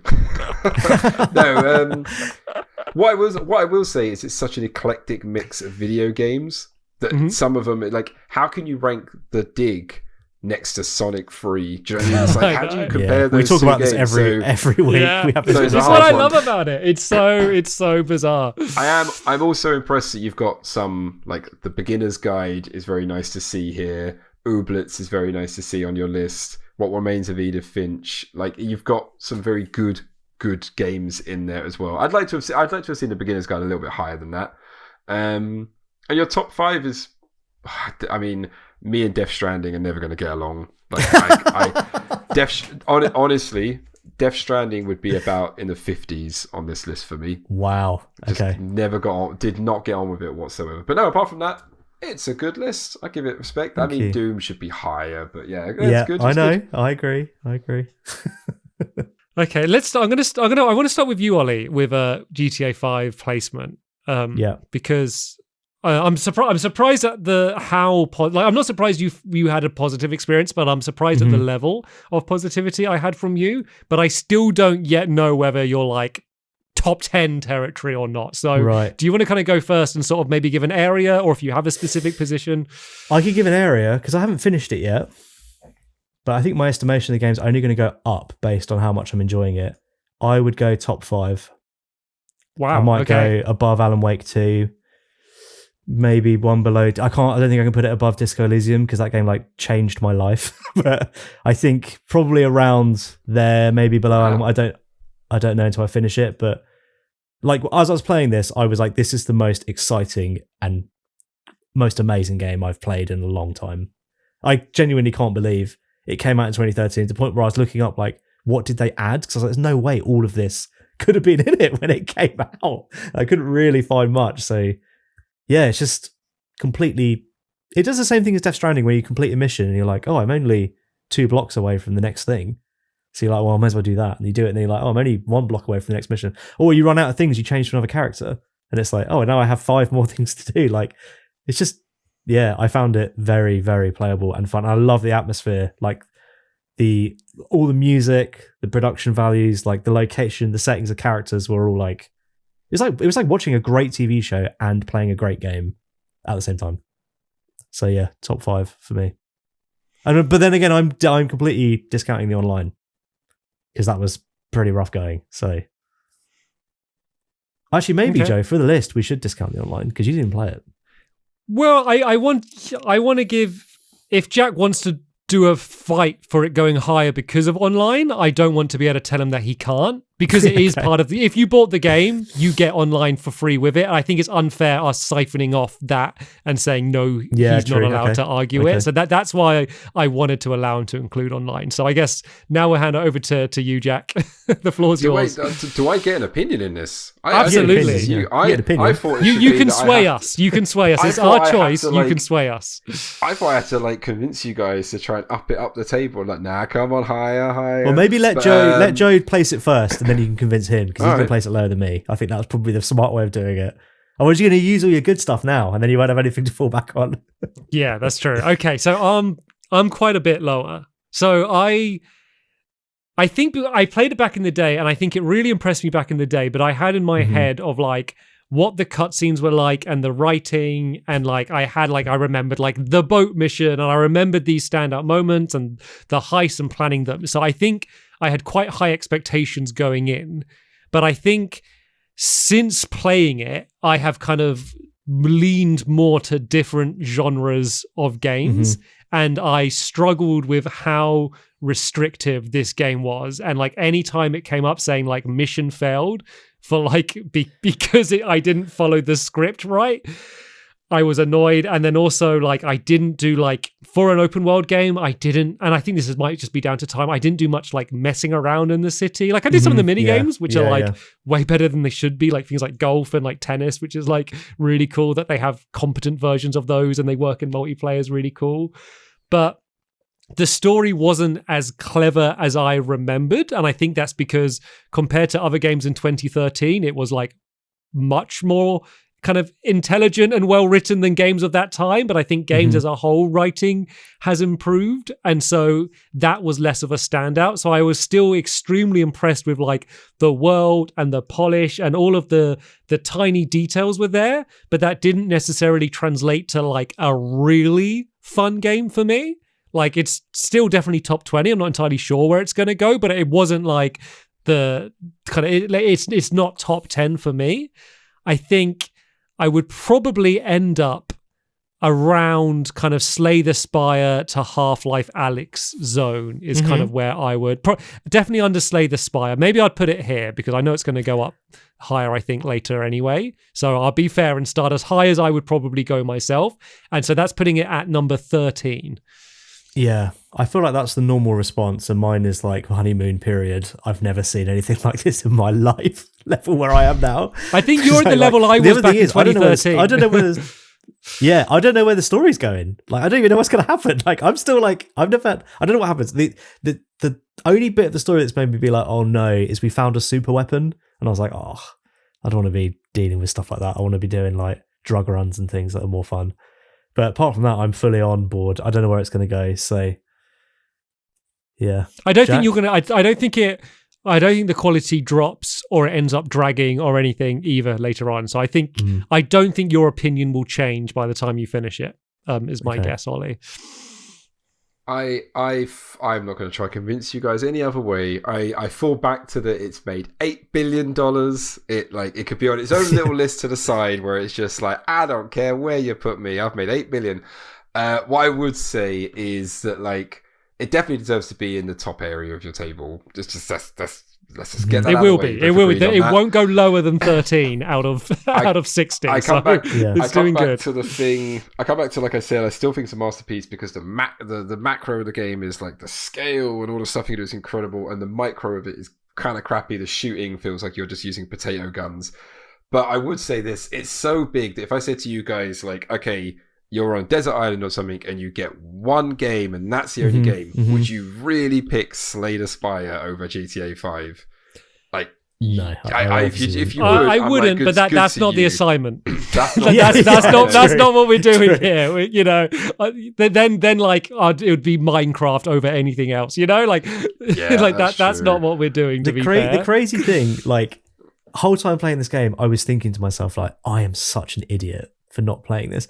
Thinking about stuff that I was talking about, like a Dragon, Infinite Wealth, the stuff I was saying about that, where I was like, oh, open world, I've never seen anything, it's so detailed, like, I've never seen anything like it. And it's like, it's pretty good, don't get me wrong, it's pretty good. But this game came out 11 years ago, and it's like, it's like bigger and the same level, like going in buildings and stuff, it's just completely blows my mind. And that's like, not even has like, an environment topped it like for a free, like, looking back to like 2 generations ago, like I don't like, is there a Watchdog game or something? Like, what is the competition there? I mean, Red Dead 2, okay, it's a very different environment, but it does come quite close in terms of detail. Is pretty nice. But then the next game that's going to rival GTA 5 is GTA 6 in terms of the level of detail. I mean, Red Dead 2 is probably the best looking game like I've ever played. Like the art design and like graphic, the lighting and like fog, and like it's stunningly beautiful. Like we were having very little fun playing it, and we probably stuck with it for 15 hours just because we like wanted to see more of that world. Yeah, GTA 5, like I hope GTA 6 does even more of this. Like GTA 5, just played it this week. There was a woman walking down the street with holding a coffee cup. I bumped into her and she dropped it and she went like, "Oh, my Frappuccino," and like she walked off disappointed. And I was like, "Oh my god, that's so good!" Like I didn't even know that was a thing. But anyway, if personally, I would say I would go in the middle of where you guys have said. I'd put it probably above Prey, and you listen, which is number hit the 9. middle ground. Yeah, and hit the middle ground between you two. I get what Ollie's saying. I don't think it didn't change my life. Like I didn't walk away like like a spirited man from it, but I think it deserves to be recognised as the absolute juggernaut that it is. Like any game, Grand Theft Auto 6, when they release that release date, every game will just move their release date around it. Like they won't even go near that. They're like, nope, we are not launching next to that game. Yeah, and you just there is a little. There is a little respect. You have to give it respect, but there is also like just because it's popular doesn't mean it's the best. There is that part of it as well. That's like, true. You know, some people only play Grand Theft Auto. It's their one game they play in there, which is so good. It has so much content because it covers everything. But I will just reiterate what I said is where I am now because I haven't finished it. It's completely blowing me away. So, I mean, I like where Jack's put it above Prey. Any reason to get above Prey is always good for me. Yeah, like I'm in a situation that I often end up in where like I appreciate what the game is more, and like I'm not even really in a position to nitpick it because I can see how amazing it is, but it's just not like and I did I'm still wanting it top 20 out or top 15 out of all these games. Like I did really enjoy my time with it, but I'm in the same situation I was in with like World of Warcraft and Skyrim and League of Legends, where I'm like, oh, I can see it. I see why people love it, and I'm not going to argue that it's not a good game, but it's just like not the type of game for me. That super rigid directed experience, like the way that it's done, where it's almost like follow the dotted line, I can't handle. Because you could say like, yeah, I know you were talking earlier, Jack, about like, oh, like if they're trying to make a game like a movie, then they're not making the most of the medium of a game because it's not going to be interactive. And I get that, but then like you can point at Last of Us Part 2 and the cutscenes are just playing the cutscenes. But once you go into a gameplay, like Last of Us Part 2 is basically an immersive sim. Like with all of the tools you have and the way that the AI reacts and stuff, like the gameplay has depth and freedom. Whereas in GTA 5, you might have to attack a base, and if you try to go around to attack it from the other side, it will say "Mission failed. You left the area," and it's like, yeah, what? Like just a fence with no gate. Like, yeah, exactly. Yeah. And so, and that's the thing that I really struggled with. And then plus the fact that I wasn't this wasn't my moment to be blown away by the game because that had already happened in 2013, and in my head it was even more impressive than it actually is because I was comparing it to games back in the day then, and obviously, you know, kind of every other game is slowly creeping up to its level. They're probably not even quite there yet, but the quality bar is rising everywhere. And since then I've played Baldur's Gate 3 and I've played like Elden Ring, you know, like I've played these other games that are kind of pushing the bar in all of raising it in all these different ways. So I would personally like it to go under the Prey Doom combo. They're chained together. They will never part is from previous negotiations. That has been the situation. Yeah. But that would be putting it outside of top 10. Does that sound from the experience you have heard that I've had, Ollie, does that sound unreasonable? It doesn't sound it sounds to me like the perfect position for it is number 10. Are we just doing that because of maths, because it's in between the two, or is that Not only is it in between, the conversation has led it? It's in the top. It's got to be in the top 10, right? So and in 10, yeah, I can't go lower, right? But because you've changed Prey and Doom together, that means they both have to go out the top 10. I mean, I guess I've saved myself because it would have ended up under Prey above Doom otherwise, wouldn't it? I guess that's the situation that I've saved myself from. Yeah, so it's basically, if we put it in 10, Prey and Doom both have to leave, and something else has to go in 9. But nothing can. Okay. So Humanity could go back in. Humanity could go back in. I just want to say that Joe is completely right. Like, the gameplay at like the actual foundation level is ropey at best, like, and you find that when you go indoors in missions in GTA and you're like clumping into walls. Yeah, the movement. You can't compare the like it's a Last of Us 2, but you kind of forgive GTA, like, because Last of Us 2 is so much better, but you kind of forgive GTA 5 because it's got that massive scale outside of that. So it's like you almost like play it with a bit of a forgiving mind of like, God, this is really clunky when I'm running down a corridor. However, this is like one mission of like 400 and there's like 10 square kilometers or whatever. So it's 29 square miles. But Joe brought that up with Baldur's Gate, where you said that when Baldur's Gate's buggy, you're like, oh, it's a marathon runner, but he's sweaty. It's like, well, of course he's sweaty. He's running a marathon. Like, this is the same, right? Like, it's so unbelievably, every aspect of it is so to such a high level that when certain aspects do fail, it's like, well, it doesn't matter because. But it's not failing like Baldur's Gate 3. I was talking about like bugs and crashes.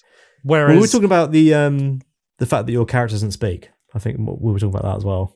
Yeah, which is very understandable with the dialogue. Whereas GTA 5 isn't that. Like, it was very rare, for me at least in my playthrough. I got very few bugs or crashes or frame drops or anything. It's more, it's design. Like, it's like the movement, and like a lot of it's intentional because they want the characters to look a certain way, so everything feels a bit slow and delayed because of the animation system. But things like pressing A, like it would be like quick sprint after them, like, and I'll be like, I'm holding A, I'm not pressing it. They're gonna go at my own time. I'm not gonna press A, and then like you're taking my thumb off the analog stick to turn the camera, and so you want me to like spam A and keep switching or use my forefinger, like things like that, which is just like super. It's a bit like it's the same as sprinting in Bloodborne. No, you hold it. You hold it. Yeah, but you have to take your thumb off the analog stick to. So you have to use your forefinger to like. If you play online with friends, all you'll hear in your headphones is the X button, just going as they're running. It's like, oh my God, change this. Right, what about then? Could you have a 9.5? What about GTA 5 9, Prey 10, and then that way Prey's still in the top 10. Okay. And then Doom. Is there still chained? We'll just do a longer chain. Yeah, let's add GTA 5 to the chain, and then like Prey can't get kicked out unless GTA 5. No. Yeah, so now Doom will be up here. And then we'll sort out another chain another time. So for audio listeners, the way the dust has settled is currently I go from 6. So 6 is Hollow Knight, 7's Last of Us Part 2, 8 is Last of Us 1, 9 is Grand Theft Auto 5, added to the list. Prey is at 10, and then Doom, the original Doom, has been kicked out of the top 10 and is now sitting at number 11 above Humanity. I think that sounds good. And it means LA Noire is now 60th of all your games. It will be 60th, yeah. It is. And I'm going to put money on it. It will be 61st next week. What do you think, Joe? You happy with that? Yeah, I think that's fair. I think you are loving it so much more than I was expecting, and I'm so glad that you are, because there was like, I did not know if you were going to come back being like, oh man, these are just like horrible characters again, and Trevor's so nasty, and that torture scene, and like, oh, there's so much driving and blah, blah, blah. I was worried that you could have come back with that opinion or anywhere in between there and where you are now. So I'm so glad that you enjoyed it so much as you did. And just to be clear, like, I absolutely did love it as well, but like, I'm comparing it to like the very top of this list, and some of my favorite games of all time are on here. So, I am a big fan of this game. Like, I think it will go down in history for like, I think the next 100 years as like one of the greatest, or certainly the most influential things that this interactive media that we love so much has put into the world. And I absolutely acknowledge that. And I think it's awesome. And I think people that this has been able to be like their game and their lifestyle game, and people that get into online, like, I think it's awesome. Like, I think playing in online spaces, especially as you're talking about, Jack, like over COVID and stuff, or people that are friends with people from around the world, or for whatever reason are feeling isolated, like games that you can hang out in. Like games that you can just like have a group of friends, let's mess around, maybe not even being like focused on specifically doing a mission, like, but just being in a cool world together. Like, I think this is probably one of the best one of those out there. And like, those are like, I've had my versions of those games over the years. And so I'm glad that a lot of people have that. It's for people I speak to who are non-gamers, like family members and stuff. The example I always give them is Group GTA 5 of being like, you don't play games, that's fine, but like just know that like I've got a friend in Australia and we will meet on GTA. The time difference is a bit painful. We'll meet in GTA, drive together and go like rob a bank, and it's just incredible fun. And it's like such an incredible medium that gives us that is video games. Like it's insane when you actually think about what's happening. I'm talking to my friend thousands of miles away within split seconds, and we're driving a car around, driving off a cliff into the sunset. It's brilliant. Like, mate, it's even bigger. It's even bigger than you're saying, like in games, history in games. Like this is like on Earth, like the biggest media property like in the world. Like this is going to go down as an entertainment product first, and then a video game second. I'd say not unless Avatar gets a few more cinema sales, catch up. That Ubisoft Avatar game that came out last year, was that? It's been awfully quiet. Or something. Right. And it got it number 9 of our list. Well, GTA 5, claps for them, claps for Rockstar. I mean, look at the top 10. It's a stellar lineup. So 9 is great. Shall we? Actually, should we quickly read it, or have you read it? I can't remember. I read from 6 down. You can do a full top 10 because any time there's a shift in top 10, it's momentous. I think it's worth reading twice. I'm going to do 10 to 1. I'm going to go the other way. Crazy. 10, Prey. 9, GTA 5. 8, Last of Us. 7, Last of Us Part 2. 6 is Hollow Knight. 5 is Death Stranding. 4 is Zelda. 3 is Alan Wake 2. 2 is Disco Elysium. And 1 is Baldur's Gate. How is GTA below Hollow Knight? I just realised that.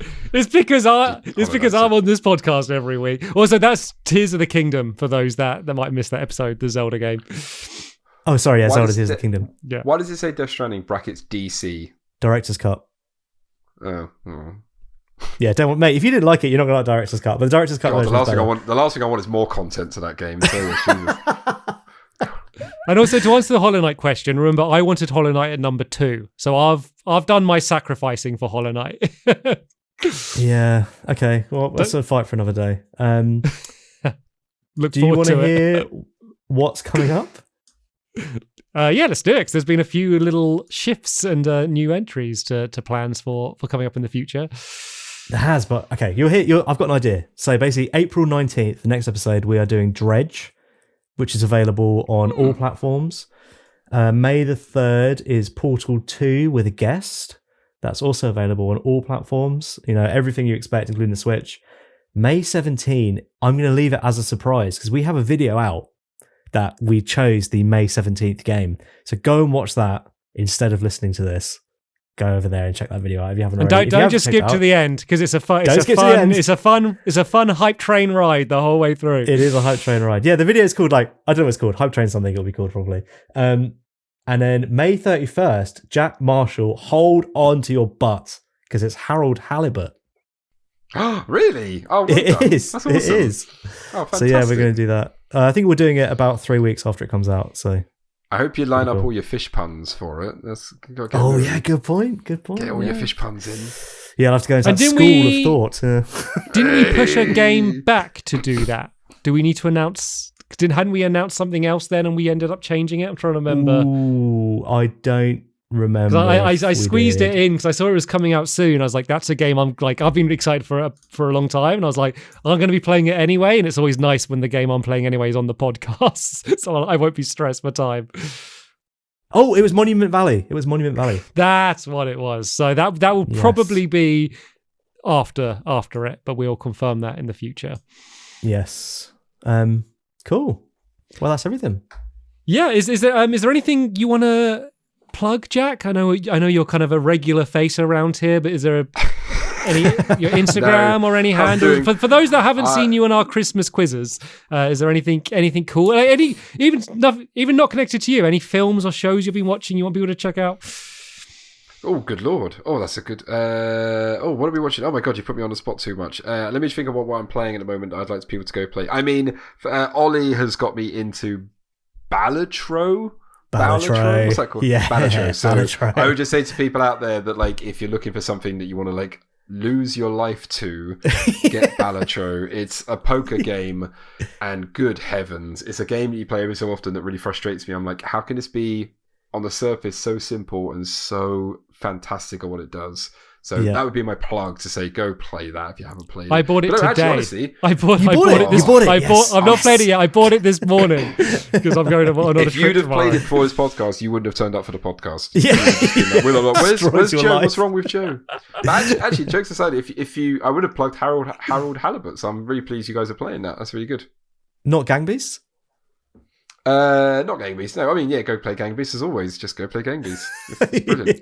Yeah. Go buy it. Don't play it. Just buy it. Okay, cool. Anything else bonus points wise you want to mention, Ollie? Hopefully they're still listening, but thanks to the Discord members who helped me out with the GTA Online playthrough. Don't need to call you out because in the video version, you will see your names appearing at the side of the screen every time you speak because I forgot to turn that off. So thanks to you all. Cool. Awesome. Right. So we will see you all in 2 weeks' time where we will be discussing Dredge. Please do play along and send in any comments if you haven't played it already. So we'll see you there for that. But apart from that, thanks again to Jack for joining us. Thank you, Ollie, as always, for your insightful comments. And we'll see you all in the next one. Bye. Cheers, everyone. Bye.